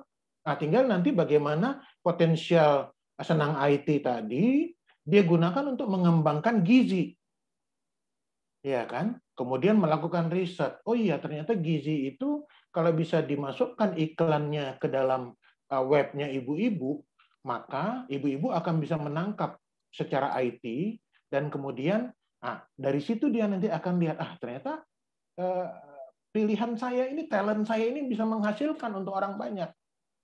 Nah, ujian dia selama 4 tahun didampingi tadi oleh grupnya Pak Alim tadi, pathway tadi, itu akan menimbulkan belief. Oh iya, ternyata saya cocok menjadi ahli IT yang berkaitan dengan gizi. Atau saya cocok menjadi penulis yang berkaitan dengan pengembangan pertanian. Atau penulis yang berkaitan dengan habitat laut, misalnya kalau dia mahasiswa perikanan. Ya. Jadi nggak ada masalah itu. Ya. Jadi saya bilang sama Pak Rektor, sama Pak Alim 2 tahun yang lalu, tidak ada masalah mengenai talent mapping ini nanti dengan jurusan mahasiswa itu memilih jurusan. Kenapa? Kuliah itu adalah perubahan mindset. Talent mapping adalah menemukan diri. Nah, kalau mindsetnya bisa ketemu dengan penemuan diri, maka dia akan bisa berkembang. Saya kira demikian. Terus, Mas? Halaman berikutnya. Nah, ini ada saran pengembangan diri. Jadi kalau kita lihat di laporan di halaman 3, ya, di halaman 3 itu ada identitas diri, faktor kekuatan dan kelemahan. Ya, kemudian ada indikator yang berkaitan dengan sikap, bagaimana interpersonal skill dia sama intra dan inter. Jadi kembali lagi, dia berhubungan dengan dirinya dia sendiri bagaimana. Ada orang-orang yang senang banget dengan dirinya, ada yang tidak senang dengan dirinya. Ya. Nah, dia sehingga melihat kelemahan dirinya saja. Tapi kalau dia senang dengan dirinya, dia akan bilang, nggak ada hambatan untuk kita maju. Nah, interpersonal itu juga dia akan melihat, sama siapa sih saya berteman? Orang-orang yang punya interpersonal skill baik tidak pernah mengatakan orang lain di luarnya itu jelek. Selalu mengatakan orang ini punya potensi baik. Saya tinggal mesti cari. Ya. Kemudian ada yang berkaitan dengan kerangka berpikir dan pola asuh.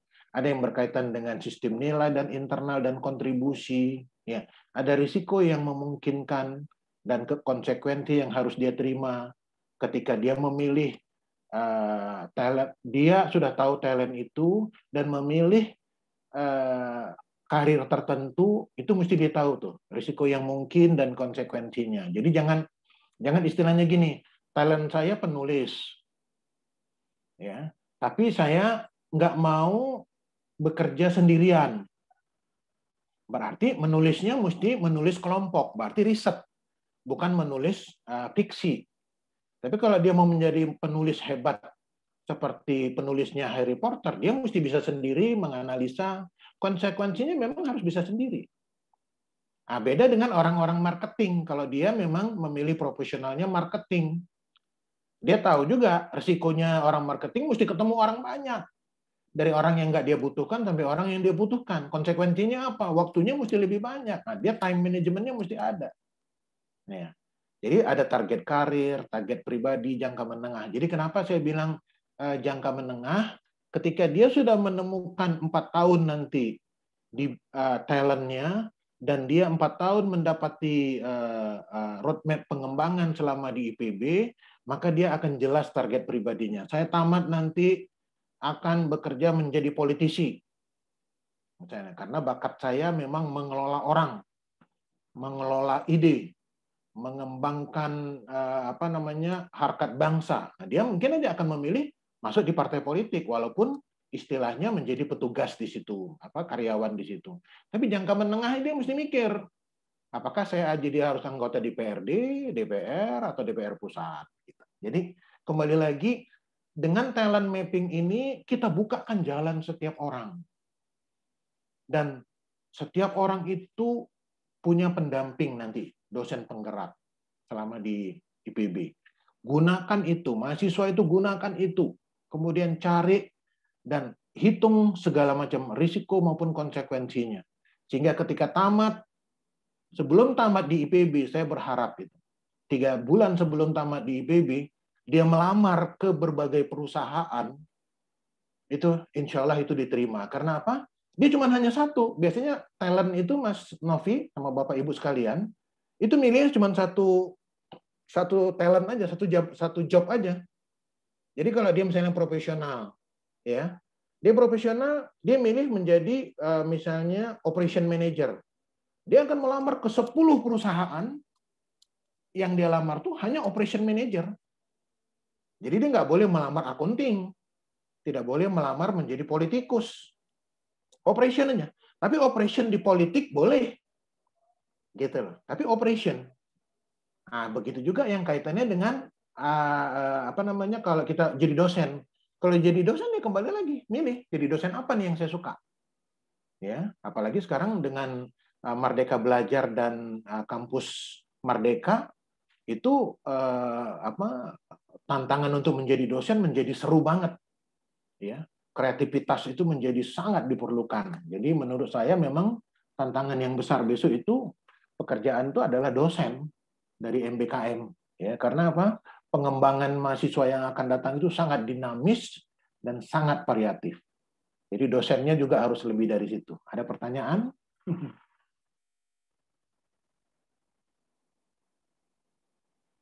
Baik, mungkin Bapak atau Ibu, jika ada yang ingin ditanyakan, selain di kolom komentar bisa langsung ditanyakan langsung dengan open mic.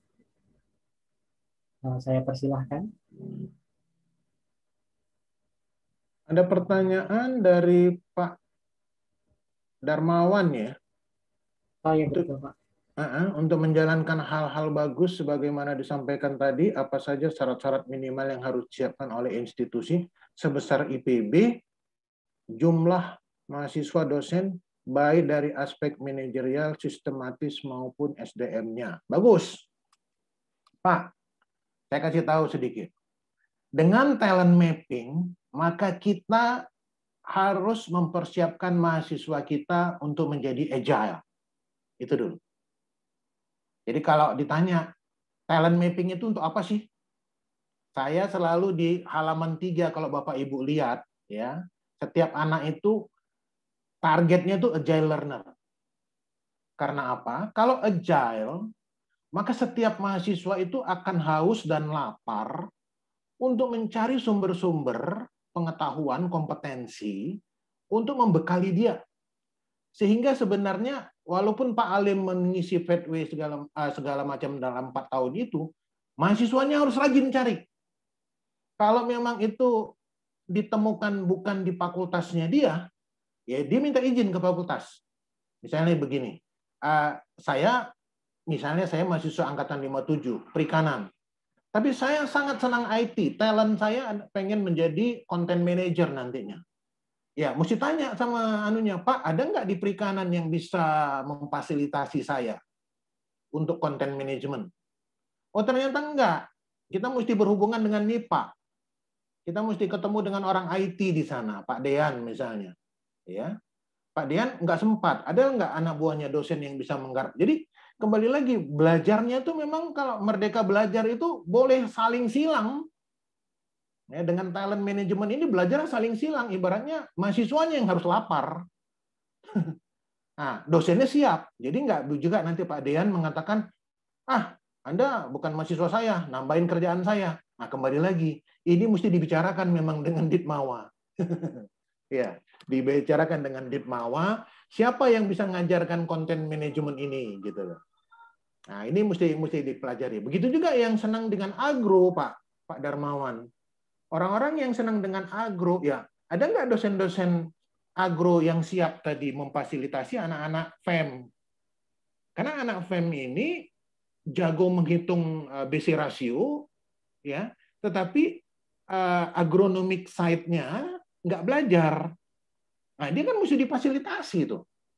Bahwa ongkos produksi seperempat hektar cabai merah misalnya, itu ongkos produksinya berapa? Ya, pupuk segala macam, pestisida, hitungan. Itu kan yang ahli orang agronomi. Nah, dia mesti belajar tuh ke agronomi. Nah, ini mesti difasilitasi memang oleh Ditmawa ya. Jadi supaya jangan dosen-dosen agro mengatakan, ini bukan mahasiswa saya, mahasiswa PEM.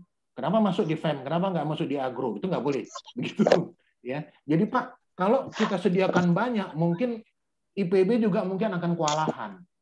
Tapi saya yakin banyak profesor, doktor, master kita yang ahli di IPB, tinggal nanti mahasiswa yang 4.300 ini yang mesti gesit.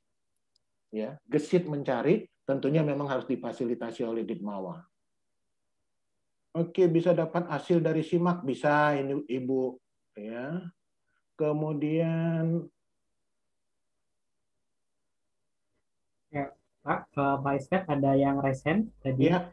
Ada Bapak Ian Solihin Ya. yang ingin bertanya, silahkan. Apa itu? Baik, terima kasih Pak Teman. Assalamualaikum Pak Ismet. Waalaikumsalam Pak Iin. Perkenalkan, nama saya Iin Solihin dari Departemen Pemanfaatan Sumber Daya Perikanan PPI. Ya. Nah, ternyata Pak Ismet ya, acara ini atau kegiatan ini membangkitkan diskusi yang lumayan hangat gitu ya di WA departemen gitu ya, tentang peran penggerak dan lain sebagainya. Yeah. Nah, salah satu yang mengemuka itu adalah tadi disampaikan bahwa hasil dari talent mapping ini ada sekian persen yang berminat untuk berwirausaha gitu ya Pak. Betul. Ya. Nah, kemudian pertanyaannya dan ini menjadi diskusi kami di WA itu, apakah untuk mendampingi mahasiswa-mahasiswa yang punya passion atau punya minat di bidang usaha ini, kita sebagai dosen harus menjadi praktisi wirausaha dulu atau bisnis dulu gitu ya, sehingga kemudian bisa mendampingi itu, ataukah enggak gitu ya. Nah, soalnya kalau kemudian kita jadi praktisi bisnis, nah kalau kemudian nanti ada politisi, berarti kita menjadi politisi dulu. Gitu kan. Kalau kemudian jadi birokrat, berarti kita kita harus jadi birokrat dulu. Itu pertanyaan saya, apakah memang seperti itu? Kita sebagai dosen penggerak ini atau seperti apa gitu, Mas? Terima kasih, Pak. Baik, jadi mungkin sebelum saya hanya bisa menjawab umum, tapi mungkin yang spesifik harusnya kalau Pak Alim ada, masih Pak Alim yang Pak Alim, mohon Pak Alim, gambarannya Pak Alim.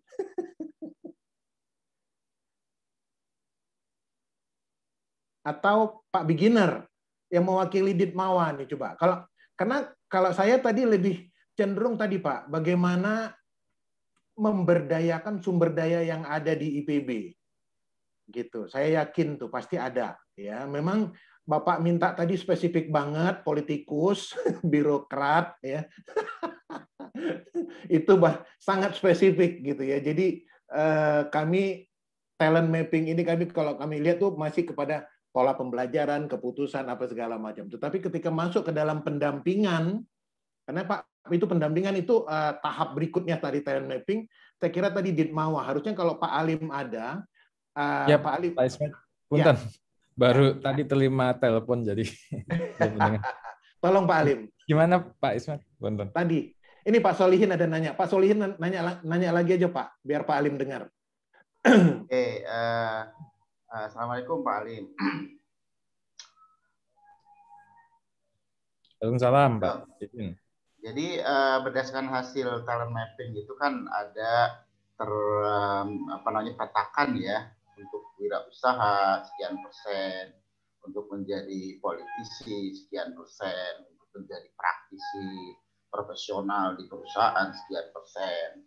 Nah, pertanyaan saya, apakah kita sebagai maksud saya gini, apakah kemudian masing-masing klaster itu harus didampingi oleh dosen penggerak yang mempunyai latar belakang atau punya pengalaman di masing-masing itu. Jadi contoh misalkan untuk berwirausaha, apakah kemudian dosennya itu juga harus berwirausaha untuk menjadi seorang leader tadi itu ya, politisi, atau bahkan tadi disampaikan oleh Bu Meta itu ada yang ingin jadi presiden.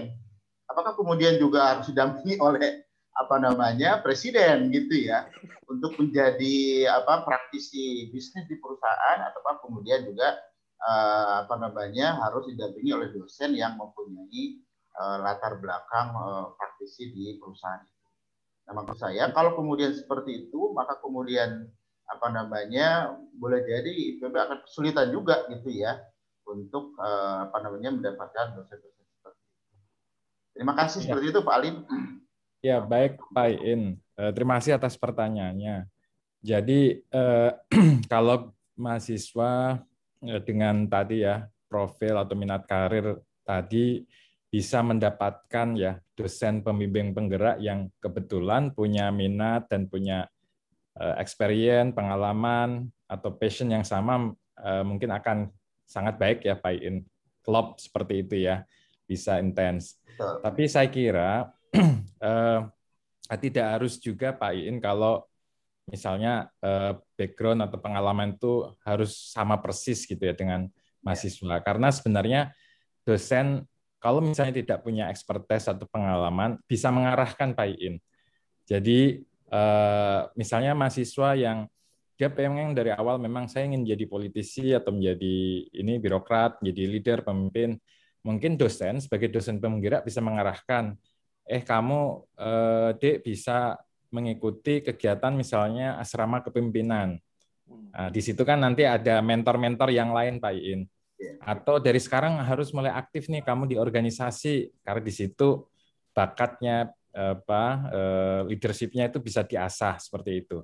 Jadi peran dosen pembimbing gerak tidak harus selalu ini, tetapi bisa mengarahkan karena nanti kan mahasiswa itu memilih menu-menu Pak In, memilih aktivitas gitu. Seperti kalau Pak In karena sering ya membimbing wirausahaan, mungkin bisa dibimbing langsung Pak In.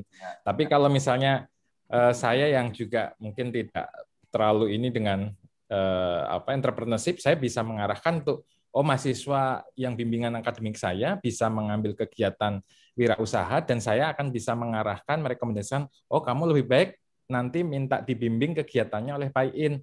Misalnya untuk PKMK-nya atau PMW-nya atau kegiatan-kegiatan yang lain begitu Pak In. Jadi kalau kita sudah tahu minatnya, meskipun kita tidak punya latar belakang atau experience yang cocok, kita bisa mengarahkan gitu Pak Iin. Dan aktivitas-aktivitas yang diikuti. Seperti itu Pak Iin. Jadi saya kira kalau memang klub itu baik, tapi kalau misalnya nggak klub, saya kira nggak usah khawatir Pak Iin, karena dosen kan di sini sebagai fasilitator ya Pak Iin, yang mengarahkan begitu. Begitu Pak Iin mungkin jawaban dari saya. Baik, terima kasih Pak Lin. Oke, masih ada waktu sedikit lagi Mas Novan. Ya, Ada baik. pertanyaan? Ada yang resen Pak, tapi di kolom komentar juga ada tambahan terkait bahasan yang tadi dari Prof. Bambang Purwantara. Mungkin ingin langsung ini menyampaikan saja. Oke. Prof. Bambang.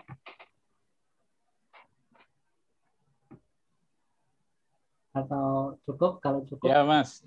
Ya silakan. Jadi tadi mengomentari yang Pak Iin, saya kira klop dengan Mas Alim ya. Tadi saya sampaikan kalau one-to-one approach ini nggak cocok karena memang karakter dosen dan mahasiswanya berbeda. Ini kan bisa diwadahi dengan clustering ya.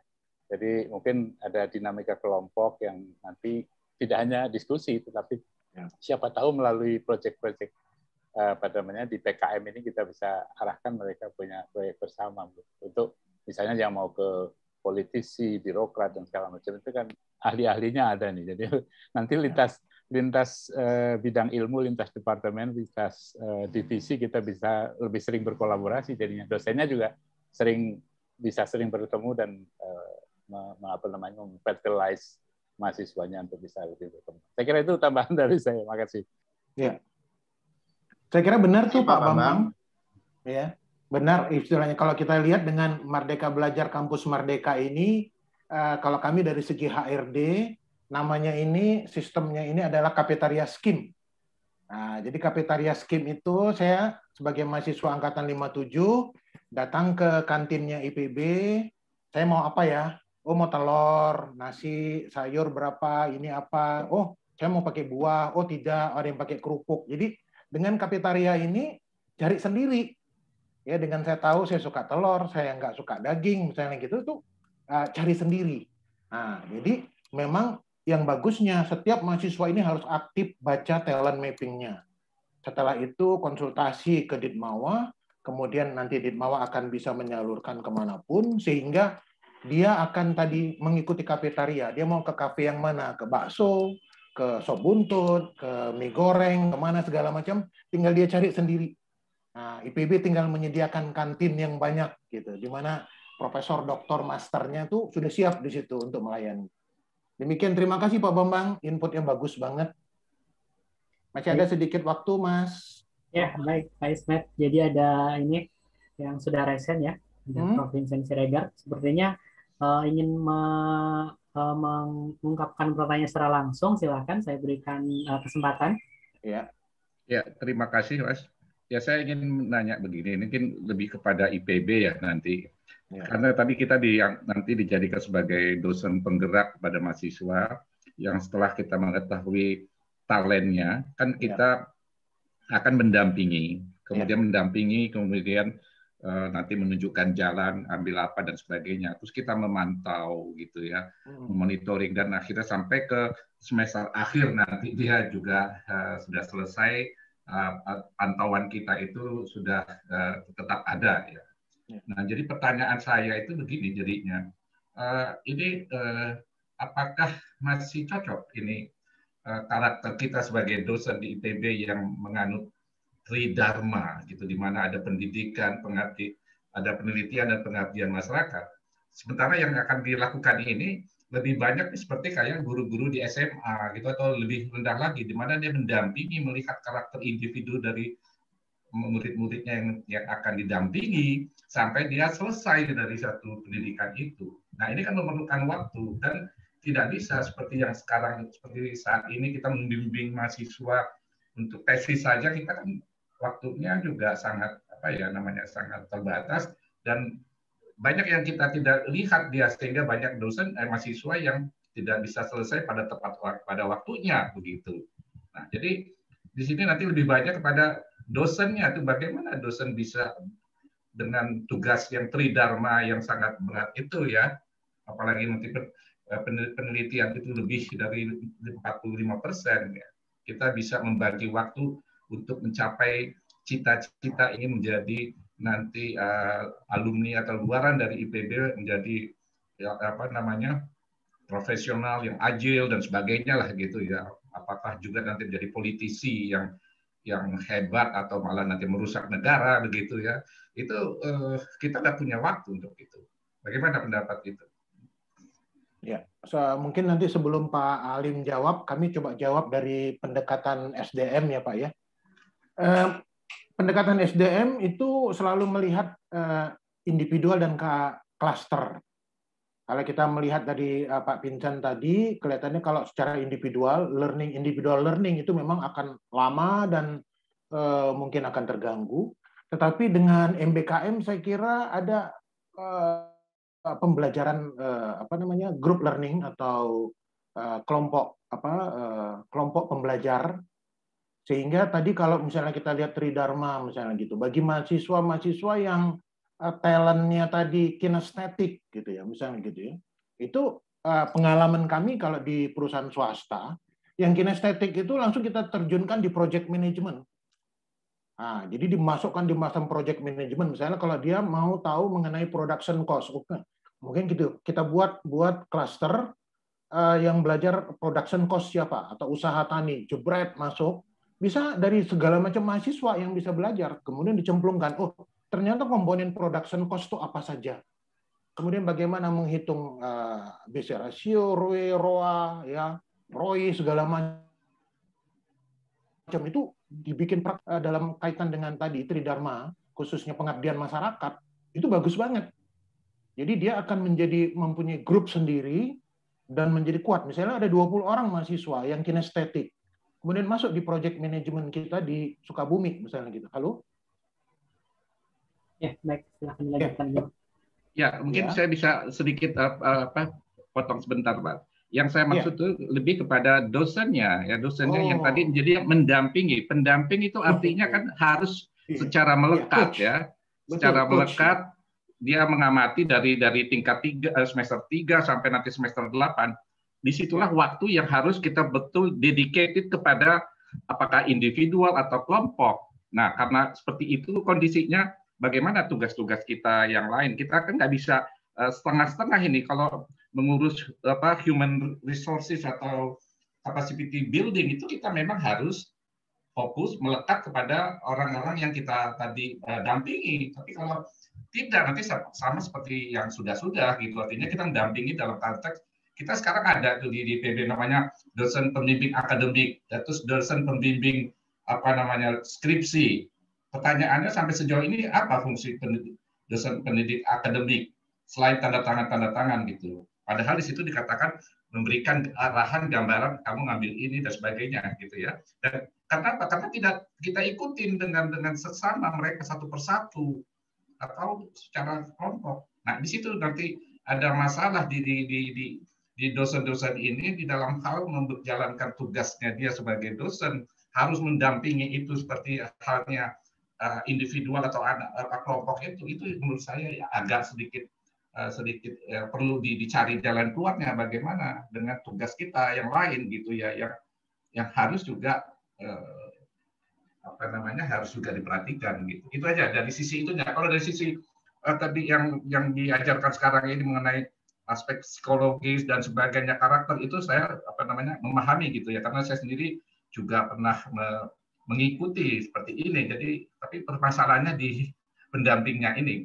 Kalau nanti kita disediakan banyak katakanlah sarjana-sarjana psikologi yang berkaitan dengan tadi pembimbingan karakter dan kemampuan untuk profesionalnya, itu saya pikir oke gitu. Jadi bukan di dosen ini dilimpahkan untuk dia ikut bertanggung jawab seperti itu gitu. Itu aja Pak, terima kasih.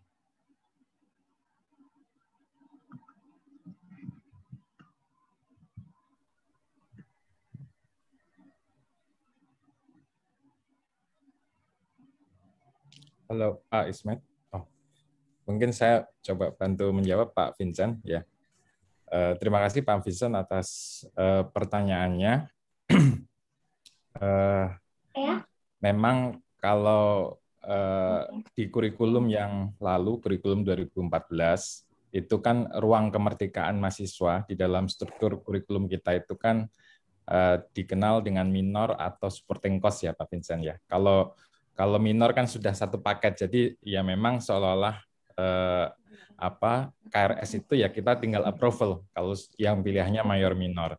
Tetapi kalau pilihannya ada supporting course itu kita masih bisa berperan mengatakan kira-kira courses yang mana yang bisa diambil oleh mahasiswa. Nah, di kurikulum 2020 ini porsi fleksibilitas learning-nya itu lebih besar karena ada komponen enrichment courses dan ada komponen capstone atau final year project yang itu diintegrasikan dengan MBKM di mana mahasiswa punya hak 20 sampai 40 SKS untuk diambil di luar struktur kurikulum yang academic core courses, in-depth prodi, dan sebagainya. Nah, disitulah peran dan fungsi kita, Pak Vincent, sebagai dosen pembimbing penggerak ya, untuk mengarahkan mahasiswa ini memilih menu yang mana sih, memilih aktivitas yang mana, memilih bentuk MBKM yang seperti apa, yang bisa menopang pilihan karir, minat karir dari mahasiswa. Nah, MBKM ini kan sebenarnya prinsipnya kalau filosofinya dari Ki Hajar Dewantara itu kan sebenarnya setiap tempat itu bisa menjadi sekolah dan setiap orang itu bisa menjadi guru.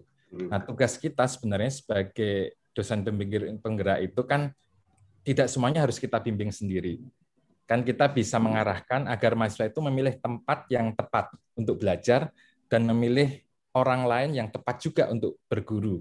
Seperti itu. Jadi pilihan apakah proyek di desa, magang, kemudian apakah pertukaran mahasiswa, apakah kemudian proyek kemanusiaan atau penelitian dan riset dan sebagainya, itu peran kita untuk memilihkan, Pak Vincent, sehingga tepat nih. Kalau magang yang tepat bagi Anda di mana sih? Misalnya, kalau sebagai seorang dokter hewan misalnya, atau sebagai seorang agronomis misalnya, ini kira-kira yang tepat yang mana? Anda bisa berguru ke sini sebagai dosen pendamping. Nah, itu kira-kira tugas kita, Pak Vincent, sebagai dosen pembimbing penggerak, mengarahkan, memberikan pertimbangan pilihan yang tepat bagi mahasiswa untuk mengambil kegiatan MBKM-nya. Nah, sebenarnya kegiatan MBKM yang ada 8 kanal itu pun sebenarnya kan tidak jauh-jauh dari Tridharma Plus, Pak Vincent ya. Justru dengan MBKM ini justru Tridharma itu diintegrasikan. Kalau dulu seolah pendidikan itu jalan sendiri, penelitian jalan sendiri, kemudian pengabdian kepada masyarakat itu jalan sendiri gitu ya. Tapi tidak dijadikan sebagai wahana atau media pembelajaran. Nah, sekarang justru dengan MBKM, dengan punya kesempatan 1 sampai 2 semester, 20 sampai 40 SKS, kalau mahasiswa misalnya bisa ikut penelitian dosen, bisa membantu penelitian dosen di pusat studi atau di lembaga riset misalnya ya kerjasamanya, itu kan satu tentu akan bermanfaat bagi dosen karena dibantu, dan bermanfaat juga mahasiswa karena punya kesempatan untuk belajar mulai dari merancang proposal penelitian misalnya, merancang instrumen penelitian, sampai kemudian misalnya menulis hasil penelitian dan juga melakukan diseminasi. Itu pembelajaran buat mahasiswa. Tapi di sisi lain kita sebagai dosen sebenarnya juga terbantu karena beberapa pekerjaan itu bisa kita deliver sebagai media pembelajaran untuk mahasiswa. Atau kegiatan-kegiatan pengabdian kepada masyarakat kita bisa libatkan. Kalau dulu kita melibatkan di kegiatan pengabdian masyarakat, mahasiswanya tidak bisa diakui atau tidak bisa dikonversi sebagai SKS. Tapi sekarang kalau kita libatkan mahasiswa untuk membantu pekerjaan kita, misalnya dalam tugas pengabdian, itu multi benefit untuk mahasiswa. Mungkin seperti itu, Pak Vincent. Jadi bisa saya tambahkan, Pak, ini terintegrasi gitu. Iya, yang menjadi pertanyaan saya itu sebenarnya bukan itu ya, karena yang tadi saya bilang itu kita sudah ada pembimbing akademik seperti dulu. Dengan adanya sekarang model baru ada Merdeka Belajar, kan tambah banyak lagi sebenarnya time dedicated kita itu yang harus lebih tinggi lagi untuk melihat mahasiswa atau mendampingi mahasiswa itu. Itu yang menjadi permasalahan yang saya lihat nanti, bagaimana kemudian dosen ini mempunyai tanggung jawab yang lain-lain gitu. Saya sudah paham misalnya nanti mahasiswa mengambil mata kuliah A, ya. Pak, saya ini ingin mengambil mata kuliah berdasarkan hasil kajian psikologis ini, hasilnya itu kan tidak kita pakai tuh. Tadi ada berapa tipe karakter dari mahasiswa kita itu, dan kita sebagai dosen pendamping ingin nanti mendampingi mereka dengan melihat karakter-karakter mereka. Nah, berarti kalau kita melihat karakter-karakter mereka, kita harus dedicated time di situ. Harus banyak waktu kita. Nggak mungkin kita seperti yang sekarang ini membimbing akademik itu, kamu mengambil mata kuliah apa? Oke, saya setuju ambil ini karena sudah ada di daftar itu, wajib ini, pilihan ini sudah gitu ya. Itu gampang. Tapi sekarang melihat dari talenta mereka itu kan harus kita lihat. Kalau itu tidak kita lihat, apa gunanya itu dilakukan tes gitu kan. Jadi kita lihat, kita pelajari, dan di dalam kita mendampingi itu terus kita lihat di semester 3, semester 5 sampai semester akhir, betulkah pada tracknya seperti itu sesuai dengan talentnya dia. Nah, ini takes time gitu untuk dosennya itu yang jadi masalah di kita. Kita bukan di perguruan tinggi, tapi ini jadi pembimbing apa ya jadinya, pembimbing personal jadinya begitu, atau pembimbing grup gitu.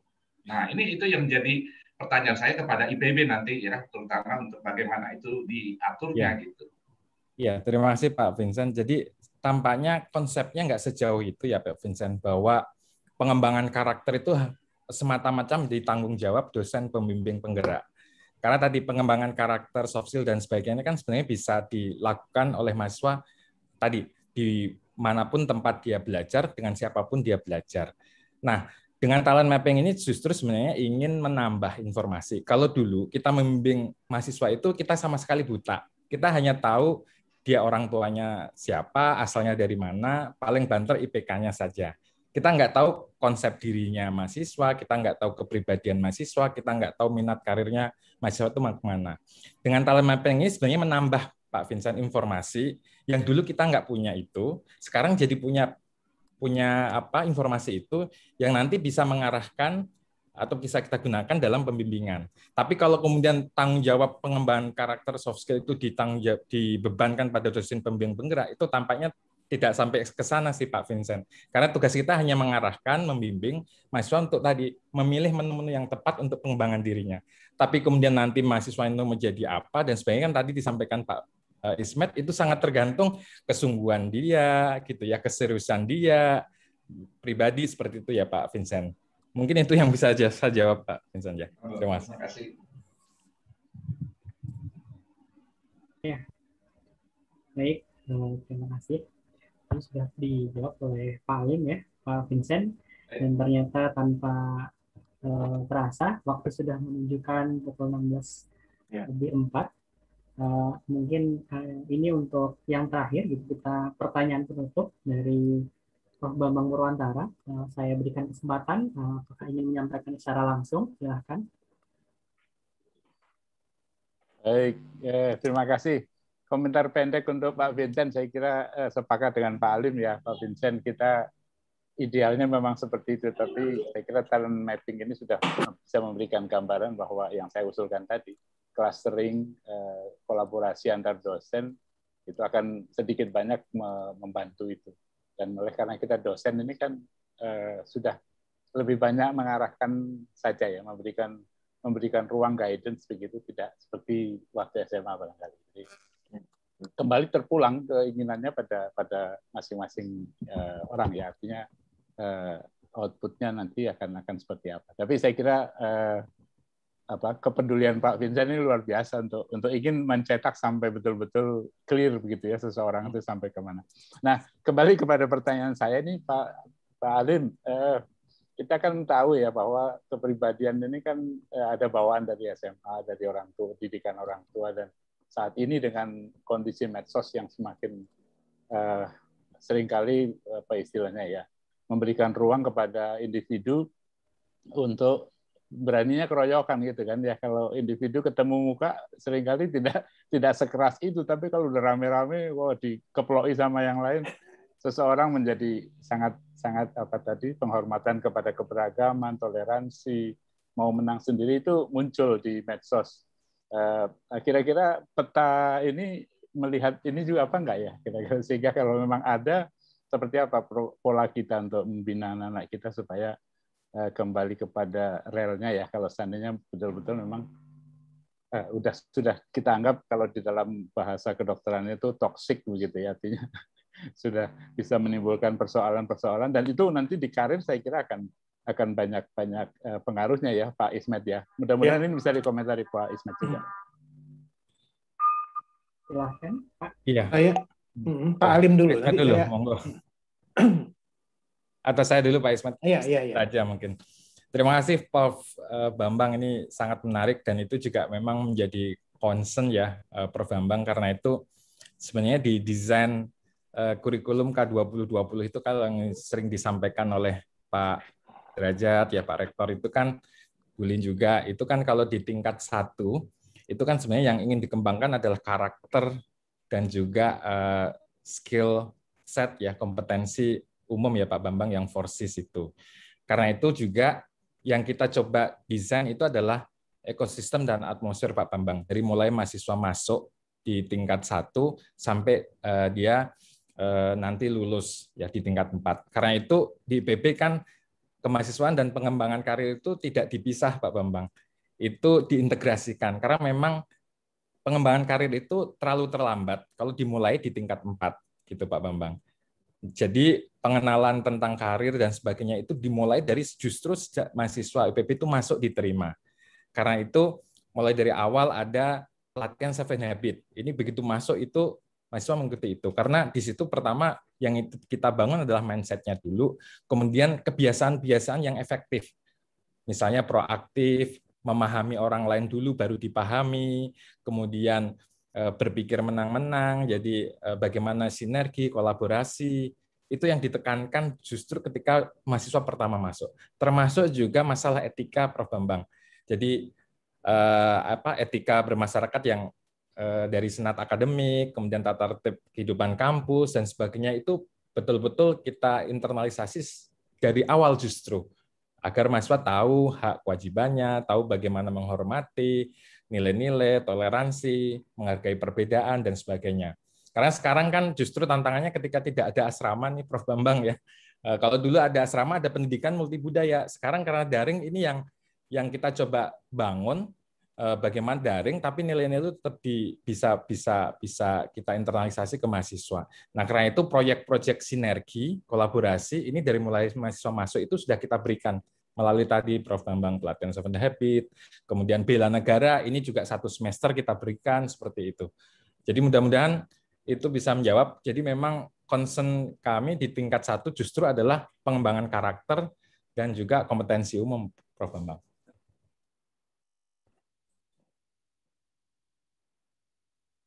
Saya tambahin sedikit, boleh Mas Novan? Ya, silakan Bapak. Saya tambahin sedikit sebagai penutup. Jadi saya sangat setuju tadi apa yang dikatakan oleh Pak Alim tadi, setelah talent mapping ada 7 habit, ada. Saya coba menggarisbawahi pengalaman saya di multinasional itu selama 16 tahun. Saya tahun awal dikasih itu adalah 7 habit. Dan yang paling kunci itu adalah Pak Bambang adalah nomor 7. Bagaimana mengasah gergaji. Nah, mengasah gergaji itu kita mengasah kesadaran diri dan kecerdasan diri. Kecerdasan diri itu ada 6 tuh. Emosional, mental, spiritual, sosial, financial, dan spiritual. Dan spiritual ya.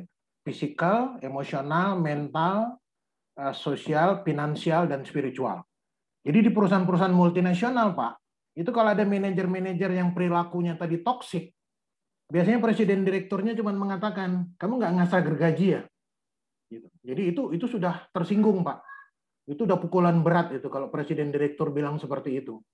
Jadi kalau nanti Pak Alim bersama Ditmawa bisa menekankan mengasah gergaji di 7 habit itu menjadi tajam, maka saya yakin alumni IPB angkatan 57 dan seterusnya itu harusnya lebih tajam, lebih bagus, lebih mature, dan menjaga etika berbangsa dan bernegara. Demikian.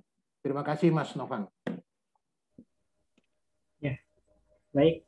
Jadi seluruh pertanyaan sudah terjawab ya, Bapak dan Ibu. Waktu juga sudah membuka pukul 16:11 sudah lewat 11 menit dari waktu yang dijadwalkan.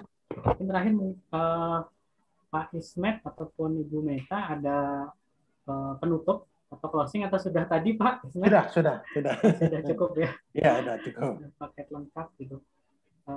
Untuk pertanyaan-pertanyaan yang mungkin belum terjawab, jika ada pertanyaan yang lebih lanjut, nanti bisa disampaikan langsung kepada Pak Alim ya mungkin, atau mungkin Pak Begin kalau untuk berkaitan dengan institusi. Terima kasih banyak untuk Pak Ismet dan Bu Meta ya, sudah hadir dalam diskusi yang sangat bermanfaat dan ternyata antusias sekali ya Bapak dan Ibu di sini. Baik, terima kasih Bapak Ismet dan Ibu Meta. Terima kasih. Nah, baik sebelum saya tutup, mungkin apakah ada penutup juga closing mungkin dari Pak Begin atau Pak Alim? Jika ada, cukup, Mas. Silakan. Oh ya cukup ya. Terima kasih perhatiannya Bapak Ibu semuanya. Semoga bermanfaat setelah mapping. Ya, baik. Dengan diakhirinya sesi tanya jawab, artinya juga hari ini kegiatan sudah berakhir untuk sesi materi dan diskusinya. Saya ucapkan terima kasih untuk Bapak dan Ibu. Di sini ada dari Bapak Ibu Wakil Dekan, Dekan. Saya juga melihat banyak sekali guru besar dan lainnya yang tidak bisa sebutkan sesuatu. Saya sebagai moderator pada diskusi hari ini sangat berterima kasih dan mohon maaf apabila ada banyak hal yang mungkin tidak berkenan. Terima kasih banyak. Assalamualaikum warahmatullahi wabarakatuh. Salam. Saya kembalikan ke Waalaikumsalam warahmatullahi wabarakatuh. Terima kasih Bapak Ibu semua. Salam sehat. Terima kasih. Terima kasih pemaparannya. Terima kasih kami sampaikan kepada Bapak Novan, kemudian terima kasih juga kepada Pak Ismet dan Pak Bu Meta dan staf Pak Alim. Kemudian kita akhirnya sampai di penghujung acara pada sore hari ini. Mungkin sebelum itu ada sedikit yang bisa saya sampaikan. Di Ditmawa ini banyak sekali kegiatan-kegiatan yang dapat membantu mahasiswa untuk menerapkan tadi step-step untuk mencapai apa yang diinginkan oleh mahasiswa. Mungkin di sini juga mohon bantuannya juga kepada Bapak Ibu Komisi Kemahasiswaan untuk lebih aktif atau lebih mencari informasi atau menyampaikan informasi yang udah ada di Ditmawa ke fakultas masing-masing, sehingga Bapak Ibu dosen yang lainnya dapat tahu gitu apa aja kegiatan yang dilaksanakan oleh Ditmawa, sehingga mahasiswa juga dapat melaksanakan tersebut begitu. Mungkin itu saja yang bisa ditambahkan oleh saya. Mas Bintang, nanti videonya bisa di-share ya. Ya, baik Pak. Nanti ada Bapak Ibu dosen yang tidak. Share screen-nya mungkin bisa dicabut jadi bisa foto bersama. Iya, siap. Prof. Mungkin kurang lebihnya mohon maaf sebelum. Memang gaya benar pakai peci baru. Apa kabar? Ini ya Pak Alim bagus. Siasat menutup rambut yang habis, Bu. Biar nggak kelihatan sudah memutih masuk meninggalkan dunia hitam ya. Iya, Mbak Linda. Sama dengan saya, Mas Bambang. Halo, apa kabar Mas Vincent? Udah lama nggak ketemu. Halo, Pak Vincent, apa kabar? Baik, Bu. Ini Mbak sama Linda dengan Mas udah Bambang di mana ini sekarang? Udah, alhamdulillah. I'm coming back. Udah almost sebelum kita tutup, marilah kita foto terlebih dahulu, Bapak Ibu. Boleh nyalakan on cam. Bapak Ibu yang belum ya, on cam. aku nggak bisa on cam nih, lagi jelek HP-nya. Bapak Ibu yang masih belum on cam bisa on cam. Ya. Ya, kasih Ibu. Baik, untuk absensi nanti akan kami share kembali di akhir bagi Bapak Ibu yang belum scan barcode absensi bisa untuk tetap di ruangan sambil scan barcode. Baik, di sini ada kurang lebih ada 4 layar. Bapak Ibu silakan untuk tetap tersenyum sampai sesi foto berakhir. Karena tidak tahu posisi Bapak Ibu ada di sebelah mana. Baik, yang pertama, sesi pertama saya hitung 1, 2, 3. Oke. Untuk selanjutnya 1, 2, 3. Baik, untuk sesi terakhir 1, 2, 3. Baik, terima kasih Bapak Ibu semuanya. Sesi foto sudah selesai dilaksanakan. Dari saya selaku MC, mohon maaf apabila ada kekurangan atau kesalahan kata ketika pelaksanaan kegiatan. Mohon maaf atas kesalahan dan kekurangannya. Saya tutup acara sosialisasi pada sore hari ini dengan ucapan alhamdulillahirabbil alamin. Wassalamualaikum warahmatullahi wabarakatuh. Waalaikumsalam warahmatullahi wabarakatuh. Terima kasih banyak. Salam sehat untuk semuanya.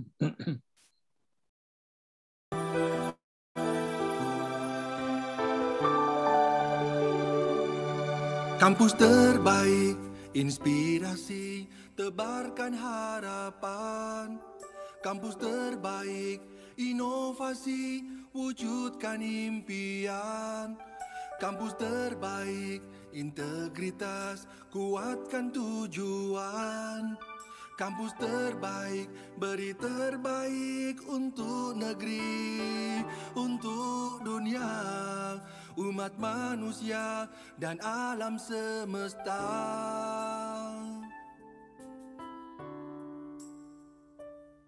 Mari bersama hadirkan masa depan dalam langkah dan pikiran agar selalu terdepan, berbekal ilmu dan jiwa pengabdian. Deras arus zaman takkan tertahan, majulah melangkah, oh majulah.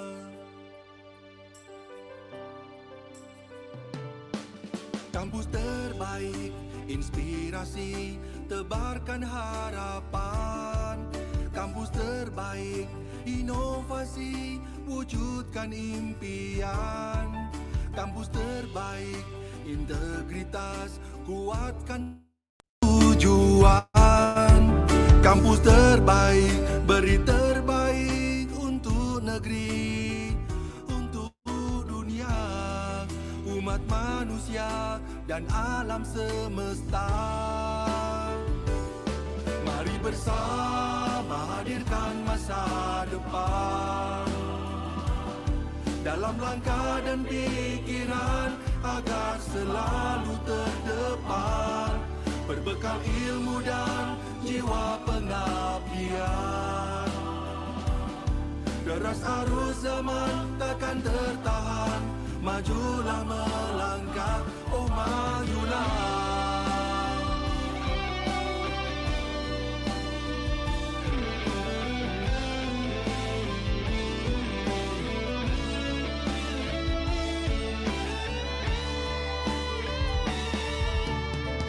Terus berpacu dalam keunggulan, lincah pembelajar untuk kehidupan.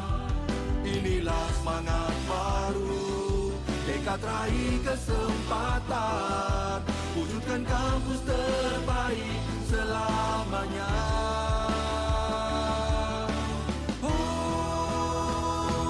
Mari bersama hadirkan masa depan dalam langkah dan pikiran agar selalu terdapat, berbekal ilmu dan jiwa pengabdian. Deras arus zaman takkan tertahan, majulah melangkah. Mari bersama hadirkan masa depan dalam langkah dan pikiran agar selalu terdepan, berbekal ilmu dan jiwa pengabdian. Deras arus zaman takkan tertahan, majulah melangkah, oh majulah. Wujudkan kampus terbaik selamanya. Wujudkan kampus terbaik selamanya. Wujudkan kampus terbaik selamanya. Wujudkan kampus terbaik selamanya. Baik, Bapak Ibu, kami tutup room pada siang hari ini.